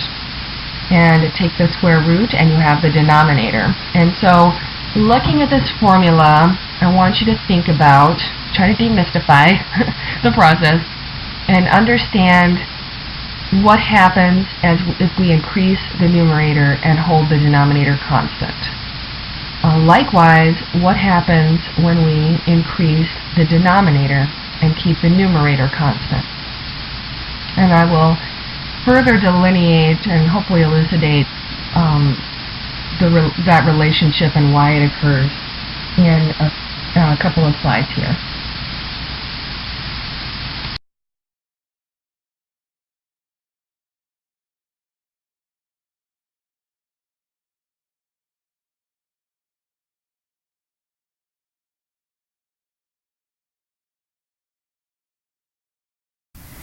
In this segment, I just want to discuss the conceptual side of correlation in a way that you may not have heard before, and hopefully will cement some of the concepts in a little bit deeper. And so that's my goal for you with this. So this is a graphical depiction of a positive correlation. I like to call positive correlation walking together. So it's this idea that one variable goes one way and the other variable follows it in that same direction. And so it's basically has to do with consistency. So the x can always be a little higher than y, but at every point they are following each other, and that y variable is always the same distance away from the x variable, and they never cross each other. So if x is ahead of y for some individuals, it will always be ahead of y by that same distance in order to have a perfect positive correlation. And so just to try to illustrate this, we have a diagram here, and on the x-axis we have our case number, and this data set comes from Blackboard actually, and it's the one where we have GRE predicting GPA, So we have hopefully a positive relationship between someone's GRE scores and how well they will do in graduate school. Of course, we know it's not a perfect association. There are problems with testing, and it doesn't perfectly predict, but we know that there is a positive association for the most part, and that's what we see here in this graph. So you can open that and play with that data at your leisure. There are 30 cases in it. I found this fictitious data in an old textbook, stats book, and it's just helpful for playing around with. And so, again, on the x-axis, we have each individual in the data set, and then on the y-axis, we have the z-score. And a z-score is just an index. We have one for each point in the data set, and how it just tells how far that given person is away from the average of everyone. So it's just an index of that difference from the mean. And if it's a positive difference, if that person scored higher than the mean, then they're going to be above 0. And if they scored lower than the mean, they'll be below 0. And at 0 on that on that y-axis there just means that it's the average. And then we have two lines. The green line represents the GRE score. And again, for case 1, it looks like they're above the mean by approximately 1.3 standard deviations above the mean. And then we have the GPA score for that person, which is depicted by the blue line. And that looks like it's just a tiny bit below the mean on that one. And so that is a problematic case where we have the two variables moving away from each other rather than toward each other. And so experiment with this. Take case 1 out. Well, first of all, run the correlation with everyone, and then take out case 1 and see what happens to the overall correlation. A little bit of a exercise for you there, and just see what it does. I would predict that the correlation will go down, up, when you remove that one, because it's one that is depressing the correlation, because remember, we need them to move together, not away from one another. And for case 1, it looks like they're moving away. So we have the GRE again is above the mean, GPA is below the mean, and they're going in opposite directions. Okay, so then we have case 2, and it looks like the GRE is about 0.5 standard deviation above the mean. And then on GPA, it looks like about 1.5-ish, probably less, standard deviations above the mean. So those two seem to be moving together a little bit better. Okay, so you can follow this data set through, and to the extent that these lines are following each other, we would say that that's helping the correlation. To the extent that they're moving away, they're not helping the correlation to be strong. So in case number, what is it? I think it's 16-ish. We have a place where they're really moving apart pretty far. We have a GPA that's really low. Looks like below the mean, and then we have a GRE that's really, really high, like 1.3 SD above the mean. And so for that person, again, try removing case 16 and see what happens to the correlation compared to the correlation with the full sample. That will be an interesting exercise. Again, this is just to illustrate another way to think about correlation. And when you remove those cases and run it and put them back and run it again, that's how you're learning the ins and outs of stats. And so if you can just take a few minutes to play with the data, playing is learning.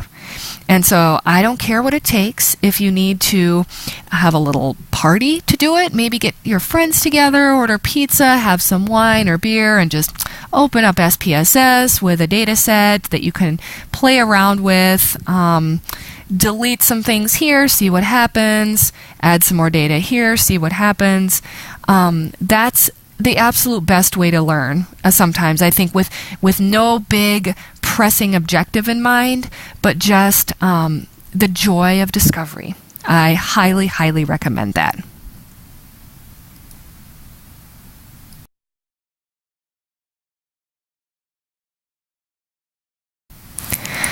So we talked about the positive correlation. Now let's talk about the negative correlation. And remember, for the positive correlation, two variables are walking together.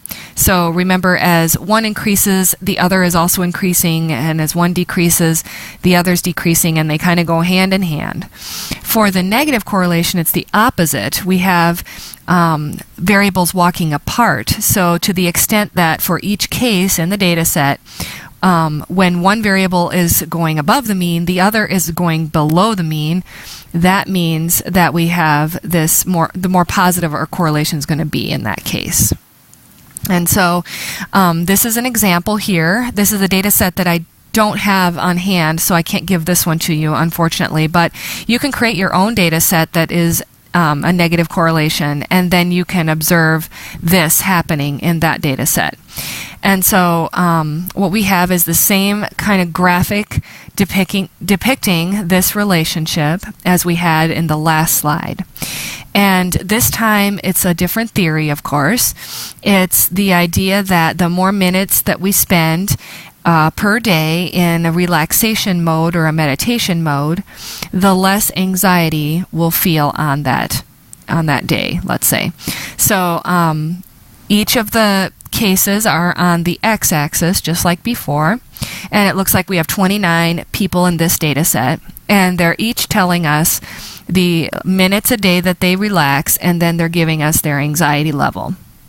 And again, we expect that the more relaxation they do per day, the less anxiety they'll feel. So on the y-axis, it's the same as before. We have the z-scores there, and remember the 0 means the mean. And then we have above the mean, as we go up, we have 1, 2, and 3 standard deviations, and then below the mean, we just have 1 and 2, negative 1 and 2 below the 0 there.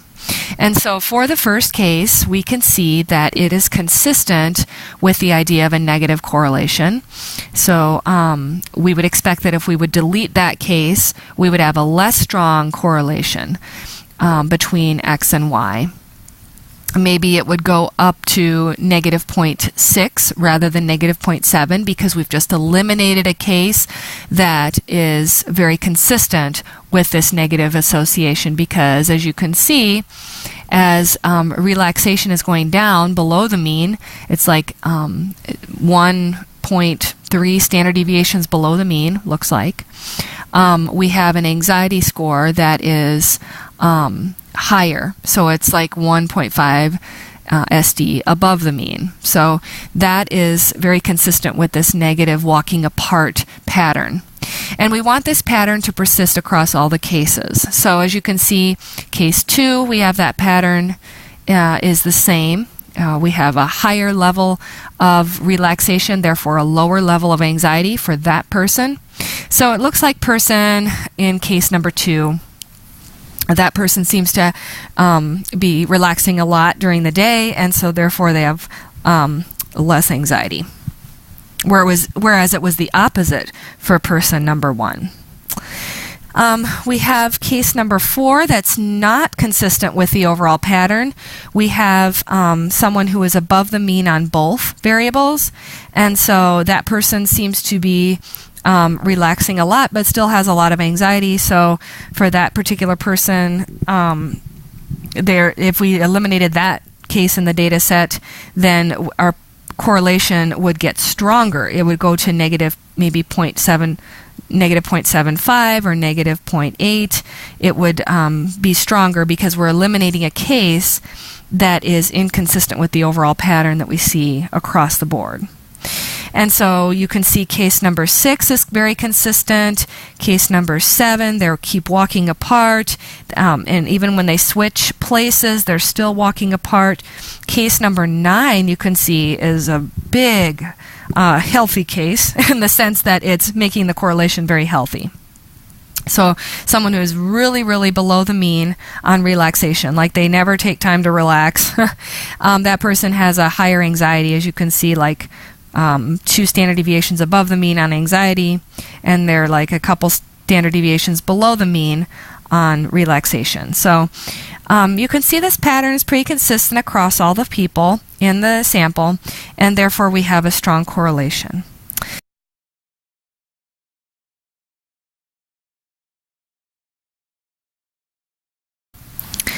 So the last scenario, of course, is when there's no correlation or association whatsoever between two variables. And so we looked at the case where we have positive correlation, negative, and now there's just going to be no consistent pattern between two variables.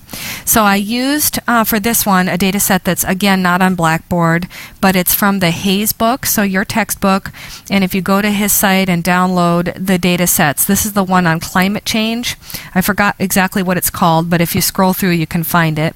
And what I did for this one is I took participant age and support for government action on climate change. So two variables that probably shouldn't be correlated, and in this data set, indeed, they were not. So it was a great example. So if we look at the pattern of relationships here in this slide, again, we have the same general graph that we had in the previous ones, where we have the case numbers on the x-axis. In this case, we have, again, 29 cases. And then we have the z-score is on the y-axis. And again, the 0 is depicting the mean. And then above and below that, we have the scores deviating away from the mean. And so with a zero correlation, we have some cases that indicate a negative relationship between the two variables, so they're moving apart, and then some cases where they're moving together. And so there isn't a consistent pattern across everybody that would suggest one, a negative relationship or a positive relationship. So for this data set, you can see that is indeed what's happening. We have case number 1, looks like it should be a negative correlation, and we look for other cases that follow that same pattern. It looks like case 11 follows that pattern, and case 17 is following that pattern. But overall, we don't see a consistency for that pattern. We see also cases where there's kind of a positive pattern where they're moving together. So we have case 3 is a positive relationship. One is moving up and the other's moving up with it. And then we have case 25 is kind of that way. And what other cases are that way? It looks like case number 23 and, of course, case 13.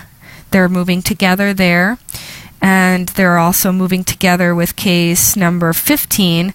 So what we have is just basically a zero correlation where we have some cases are moving apart and some are moving together. And so when we have that, we will probably have a very small correlation, a weak correlation. And indeed, the actual R for this data is negative 0.07. So, and it was not significant. So there's no definitive pattern. But in the previous cases, we saw with the positive correlation, most of the cases adhered to the walking together. In the negative correlation, most of the cases were indicating a walking apart of the data. And then we have in this scenario kind of an equal representation of both. And so therefore, there just wasn't any association between these two. So hopefully that gave you a broader picture of what correlation is.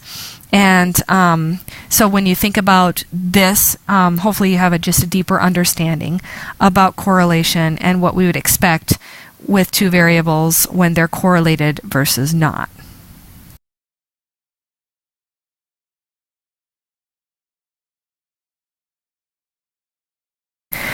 Let's run a correlation now in SPSS. So open up the data set titled GRE-GPA and just take a look at that file. I think there are like 30 cases in that data set. And so what we want to do just to start things off, we're just going to ease into this. We're going to do a simple correlation and also check out the variances and covariances. So once you have that file pulled up, click on Analyze and Correlate and Bivariate.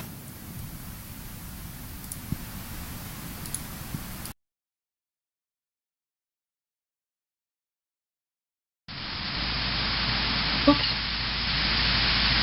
Okay, so in the next slide here, we have the dialog box for the bivariate, and so please ignore things in that box on the left except for the GPA and the GRE quant. And so highlight those and bring them over to the variables box on the right. And as you can see, we have some options here of correlation coefficients. We always want Pearson, that's the default. We may do the other some other time, but for now just Pearson, and leave it on two-tailed test, that's fine.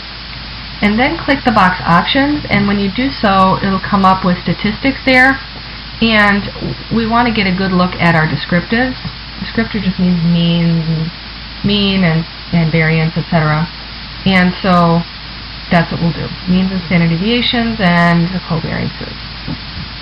Ignore the rest and click continue.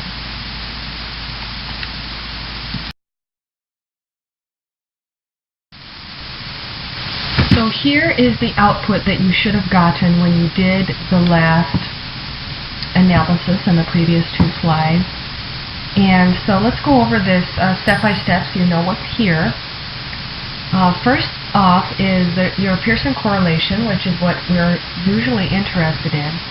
And that is 1 when we correlate a variable with itself, always. So GPA correlated with GPA is 1. And GPA correlated with GRE, as you can see, is 0.611, and has 2 stars, which means it's highly significant. And remember what correlation is it's simply the standardized covariance. So it's a covariance that we can compare across studies. The significance two-tailed is the next row, and that is 0.000, which means again that it's significant. The next row is the sum of squares and the cross products. So sum of squares refers to when we take one variable, like GPA, and we add up the deviations from its mean and then square them. This is the same thing we did in the NFL slide. And so for GPA and GPA, we have a sum of squares of 10.435. And so if we wanted to get the variance, we would divide 10.435 by 29, n minus 1 is our usual procedure. And so if you do that, you get the number 0.360, which is right below it. And that is the variance of GPA. And so it says covariance because that's kind of a misnomer when it's the same variable. It's really variance. So covariance of a variable with itself is variance. Now, the number right across from it, 17.823, that is the covariance of GPA with GRE quant. And we get that number by dividing the cross product, dividing it into the cross product term, which is right above it.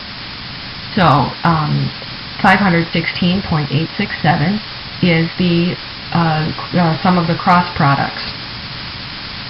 Okay, so that's a measure of covariance, but in order to get the actual covariance, we need to divide it by n minus 1, which is 29.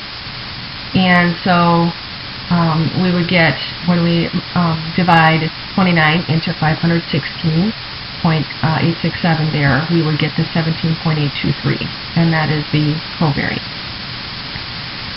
So the last number, so the bottom is mostly a repeat of this, except for in the bottom right box, we have the variance now of GRE. And so actually first we're going to talk about the sum of squares. So the sum of squares there is the big number, the 68546.667. That's the sum of squares for the GRE quant. And when we divide that by 29, we're going to get the variance of GRE quant, which is the 2363.678. Okay, so hopefully that will give you a very good idea of what's in this output, and you will be using in your homework assignment some of these things, identifying some of these, and just kind of working with them so that they become more and more familiar to you moving forward.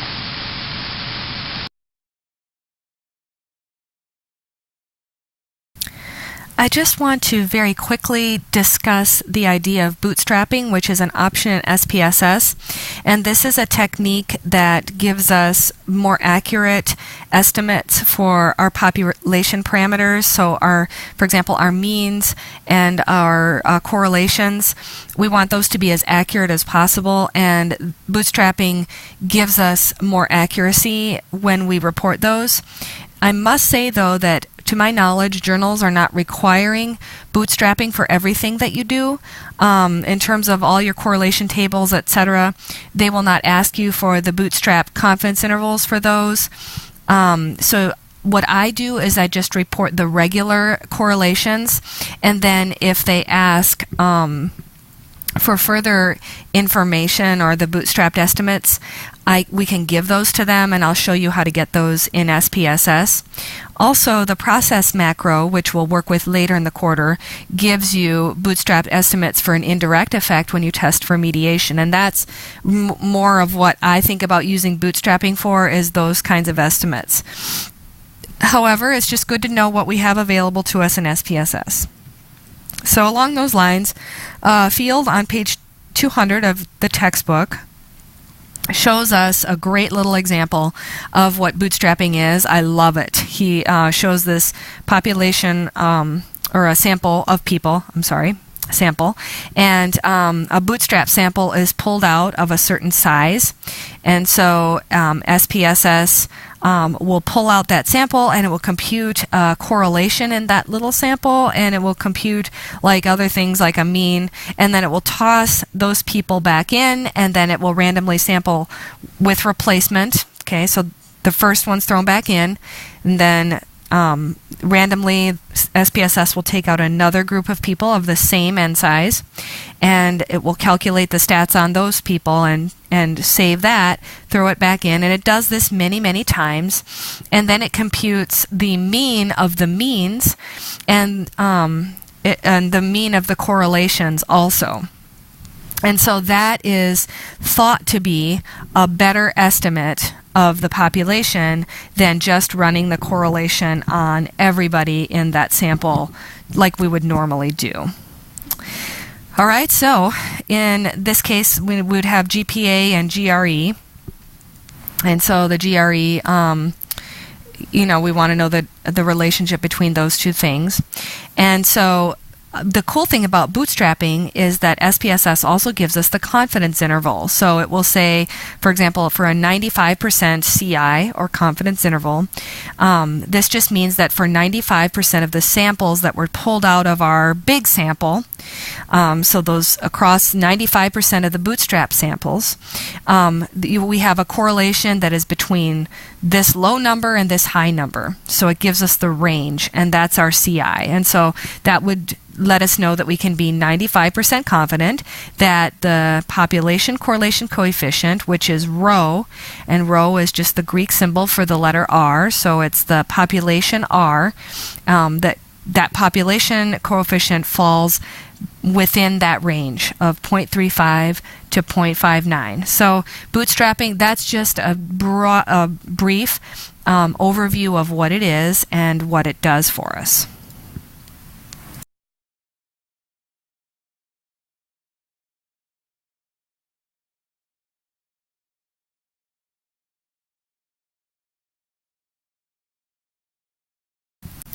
So to obtain the bootstrap CIs, all you have to do is click on the bootstrap option in the bivariate dialog box, as you can see here, and then you would ask it to perform bootstrapping, and you can specify the number of samples.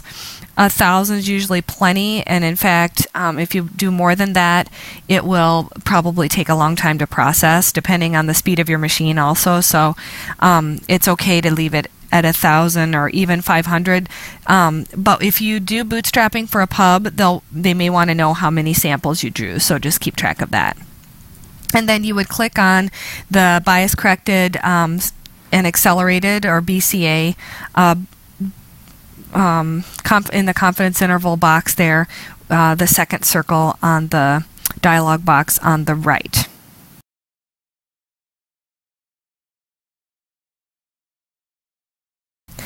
Okay, so let's take a look at the results.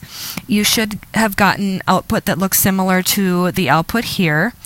It won't be exactly the same because each time you run a bootstrap analysis, it's going to look a little bit different because, even though it's the same data, because the bootstrap samples will always be slightly different every time. So you probably will get a little bit different answers, but they won't be very, very deviant from one another, which is good. For example, if you and your friend ran this analysis together on the same data, and one of you got a CI that contained 0 for the correlation, and one of you got one that didn't contain 0, that would not be plausible because that means that one of you got a significant R, and the other was not significant. So that should never happen, but slight differences are normal. Okay, so for the first one, let's do the descriptive statistics on the left. We have 95% for 95% of those bootstrap samples. The mean of GPA fell between 3.0992 and 3.5133. So we have that upper and lower limit, and we expect that the population mean, or mu, is between those two. Standard deviation, same thing, we have that. And then for GRE, we have 95% of the bootstrap samples had the mean between 548.36 and 581.64. And so that we know that mu lies between those two things, most likely. 95% chance. Now for the correlations, I highlighted in blue where to look, and it's just the same information both times. The bootstrap, the lower and upper, don't contain 0, so that means we have a statistically significant R. And it looks like for 95% of the samples, that R landed between 0.387 and 0.781.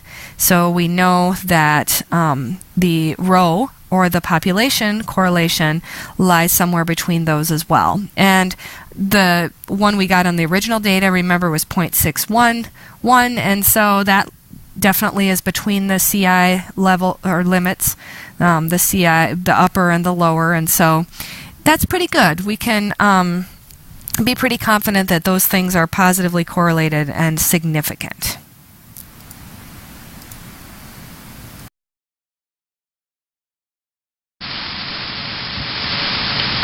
On this slide, there is some information about how to calculate z-scores. And in this slide, there's an Excel sheet that you can see, and it's simply the data that's going to be in your homework. It's this relationship between GRE and GPA.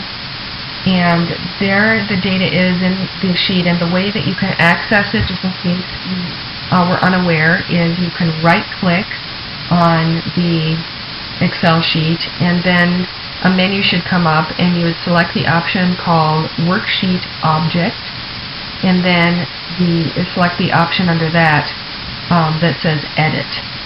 And so that will let you get into the Excel file, and you can save it as another name and tinker with it as much as you like. And so I prepared this sheet to show you, trying to demystify this whole process of how the data is working. So before we go into that part, let's talk about the z-scores themselves. A z-score simply tells us where on the normal curve a given data point or score falls in standard deviation terms. And standard deviation terms are standardized, meaning that when we transform raw scores into z-scores, that's how we standardize the data. So again, we can compare in the same unit across studies.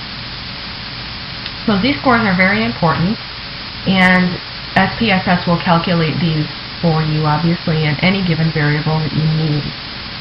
But if you need to ever do it by hand, here's the formula, and I want you to know these formulas. Zx and Zy are really just the same formula, but just I juxtaposed X and Y there for you. And just know this formula, but know, more importantly, what it represents. So it's the way that we can see where a given score falls on the normal curve. So a negative z-score would be a score that falls below the mean. And a positive z-score, the score falls above the mean. And of course, the absolute value of the z-score tells us how far away from the mean the score is. So in the Excel worksheet, there are some variables that I have calculated, and you can click on those and look at the formulas that I put into the spreadsheet. So the first few columns are pretty self-explanatory, at least the first two. The first one is the ID, it gives the case number. And then the second one is the GPA values inputted there. And then the z-scores of GPA. So I had Excel calculate the standard deviation of GPA. You can see that there it is 0.6. Down second column, last row. And so what I did is then told Excel to calculate and then we have, of course, the other thing that goes into that is the mean of Y, or GPA, which is down below. You can see that right above the standard deviation is 3.3. So I just asked Excel to calculate those differences. So the score minus the mean of Y, and then divide that by the standard deviation, which is 0.6, and then do that for each one. So all the way down. The fourth column is the GRE quant scores themselves, the raw data. You can see the sum there of those, and the mean is 567, standard deviation is 50. And then we're going to do the z-scores for the x this time. So that's the next column, is the z-GRE quant. And so doing the same exact thing that we did with the GPA, except with the mean of x, or the mean of GRE, which is the 567. So all the way down, and notice that all the z-scores sum to 0. So unless we square those or take absolute value, they will add up to 0. And notice that the z-scores have a standard deviation of 1 automatically. They'll also have a variance of 1. So there again we see the same pattern. Just know that z-scores, they always have a mean of 0 and a variance and standard deviation of 1.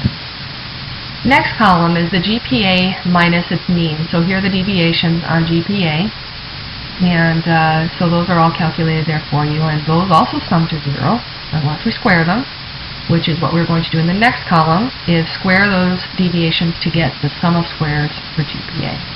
So the sum of squares for GPA is 10.44, which we saw in the output, remember, in the last slide. Give or take some rounding error there.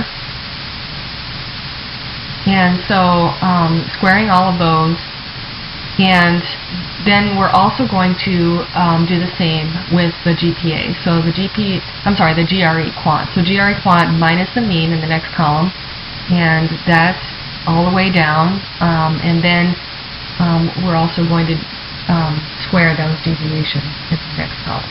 So I hope that's pretty self-explanatory, and I can't click in there and show you exactly how to do it because I don't have the capability, but there is yet another column that you can probably see, and it's where we took the raw scores of GPA and GRE and multiplied them together to get our XY term for the sum of the the sum of the cross products. And that is the formula back in a previous slide, and so you'll need that to calculate that formula. And so that's why I had Excel do that for you. Okay, so just play around in the spreadsheet until things become familiar for you, and if you have any questions, please email me and let me know, and I'll be glad to assist.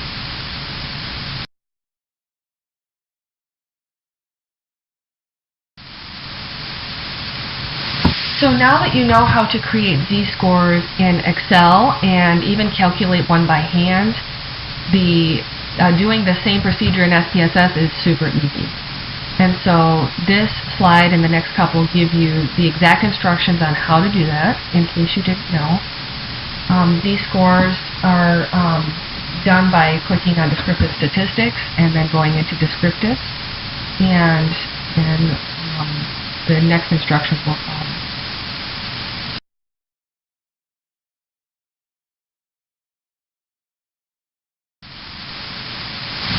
Okay, so after you do that, there should be a dialog box that comes up that's called descriptive, and what you do is select the variables for which you would like the z-scores and other things, and you just put them into the variables box. Now by default, this box with the little red circle around it is not checked. It says save standardized values as variables. So you would click that box there, and then the click on options is just a nice thing to be aware of, and another dialog box will pop up there, and you can ask SPSS to calculate for you all kinds of good information. For example, the average, your standard deviations and variances, and other things that you may want. One of the last activities of this lesson is that we're going to create a scatter plot for our variables. So in Cohen & Cohen, you can see examples of the scatter plot. Scatter plot is a very good way to visually depict relationships that are bivariate, like this one. And so we'll learn how to make a chart that reflects that. So let's go into Graphs up top, and then click Legacy Dialogs and select out of that menu the Scatter Dot option.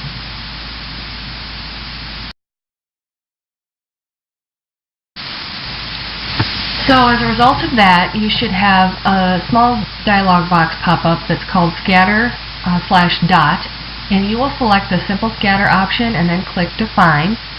And after that, another box will come up asking you to define your predictor variable and your outcome variable, your x and y. Now, in statistics, always, our dependent variable goes on our y-axis. So in this case, it's GPA. That's the outcome we're trying to predict. It's our y. So y goes on y-axis, that's easy. And our x, or our predictor variable, always goes on the x. In this case, it's GRE quant. So go ahead and select those, and then click OK.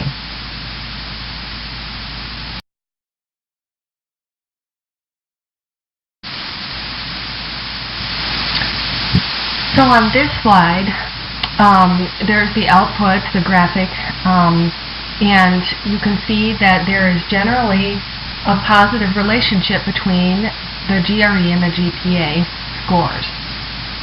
Each of those little circles represents a cluster of data. It's not one data point, but rather 2 or 3 that are kind of clustered together because they're so close. The computer just kind of lumps them together, and so that's why you don't see a dot for every single data point. There is an N of 30 in this sample, as we know, but there are only like 15 or so dots, and so that's because the data points are kind of close together.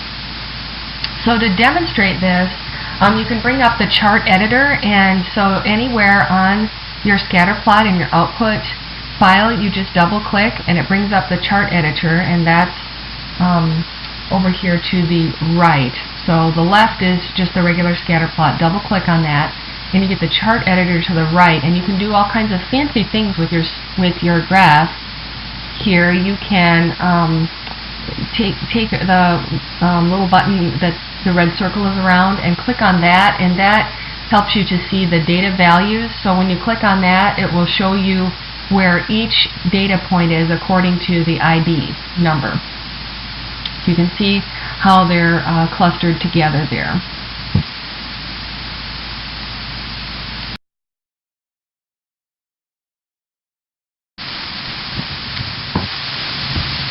Okay, so as we said before, this is a positive correlation between GRE and GPA, and we have seen that when we ran our bivariate correlation, but this gives us a nice way to see it graphically. And so remember that a positive correlation simply means that as the predictor variable increases in value, we will see an accompanying increase in our y variable. Conversely, if we have a negative correlation, we will see, as we see the predictor variable increase, we will see accompanying decreases in our outcome variable, and that will cause a negatively sloped line.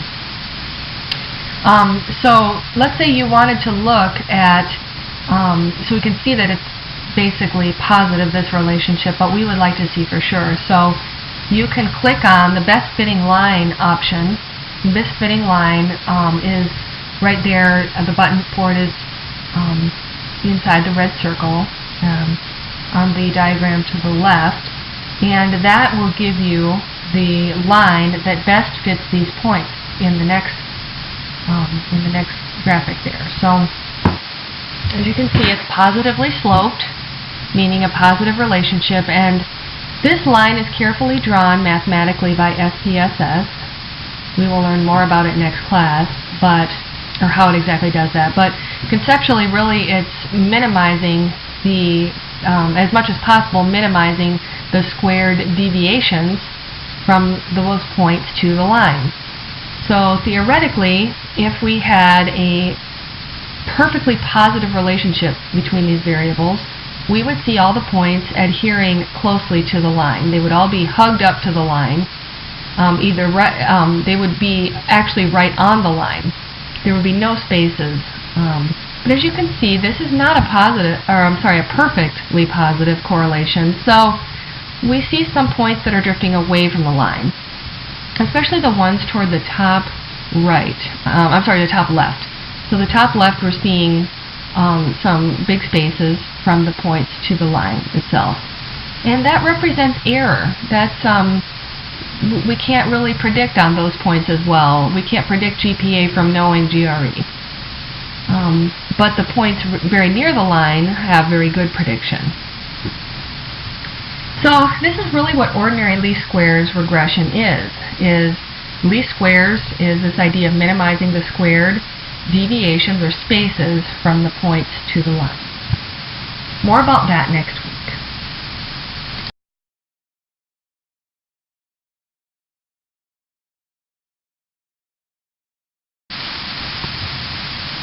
So let's review what we know up to this point about the correlation coefficient called R, also called the Pearson product moment.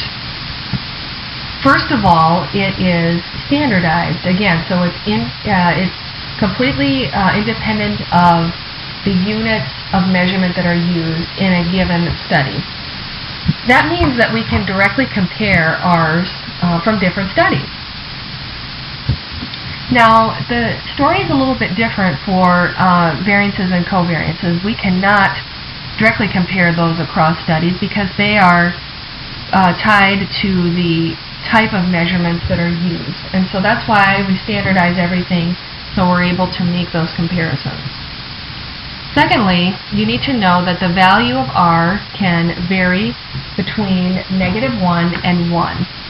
And so the absolute value, the higher that is, the stronger the relationship. Now remember, the strength of the relationship is determined by how well the points in the scatter plot coalesce along the best fitting line. If those points are clustering around the line then they would be then that would be considered a strong relationship. Whereas if the points are diffused, kind of far from the line, here and there scattered, then that would indicate the relationship is weaker. So 0.9, for example, absolute value would be a very strong relationship, whereas as we near 0, the relationship becomes weaker. And finally, the sign of R indicates the direction of the relationship. So a negative correlation indicates that as X increases, Y decreases, and vice versa. And as we go up into above 0 in the positive direction, that would mean that there is a positive relationship such that as X increases, we see accompanying increases in Y.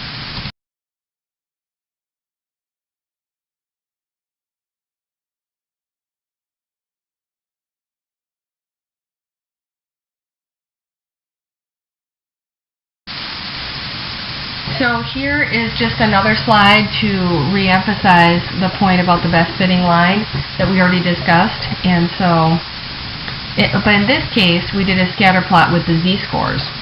And so, as you can see, the mean is 0. So we have 0 on the x-axis in the middle of the x-axis, and we have 0 on the y as well. And so, as you can see, standardizing these two variables did not change the relationship in the slightest. It's still the same. And you do see the r-squared linear there on this graph. That is an index of the proportion of variance in GPA that can be attributed to GRE. And so that's what r-squared really is this effect size, or proportion of variance, and it is directly akin to the eta squared that you learned about in ANOVA. Remember, which was the sum of squares between versus the sum of squares total, or over, I'm sorry, the sum of squares total. So remember that eta squared equals the sum of squares between conditions over divided by the sum of squares total. So that's how r squared relates to ANOVA. And so there we have it, a scatter plot, but instead of raw scores, we're using z-scores.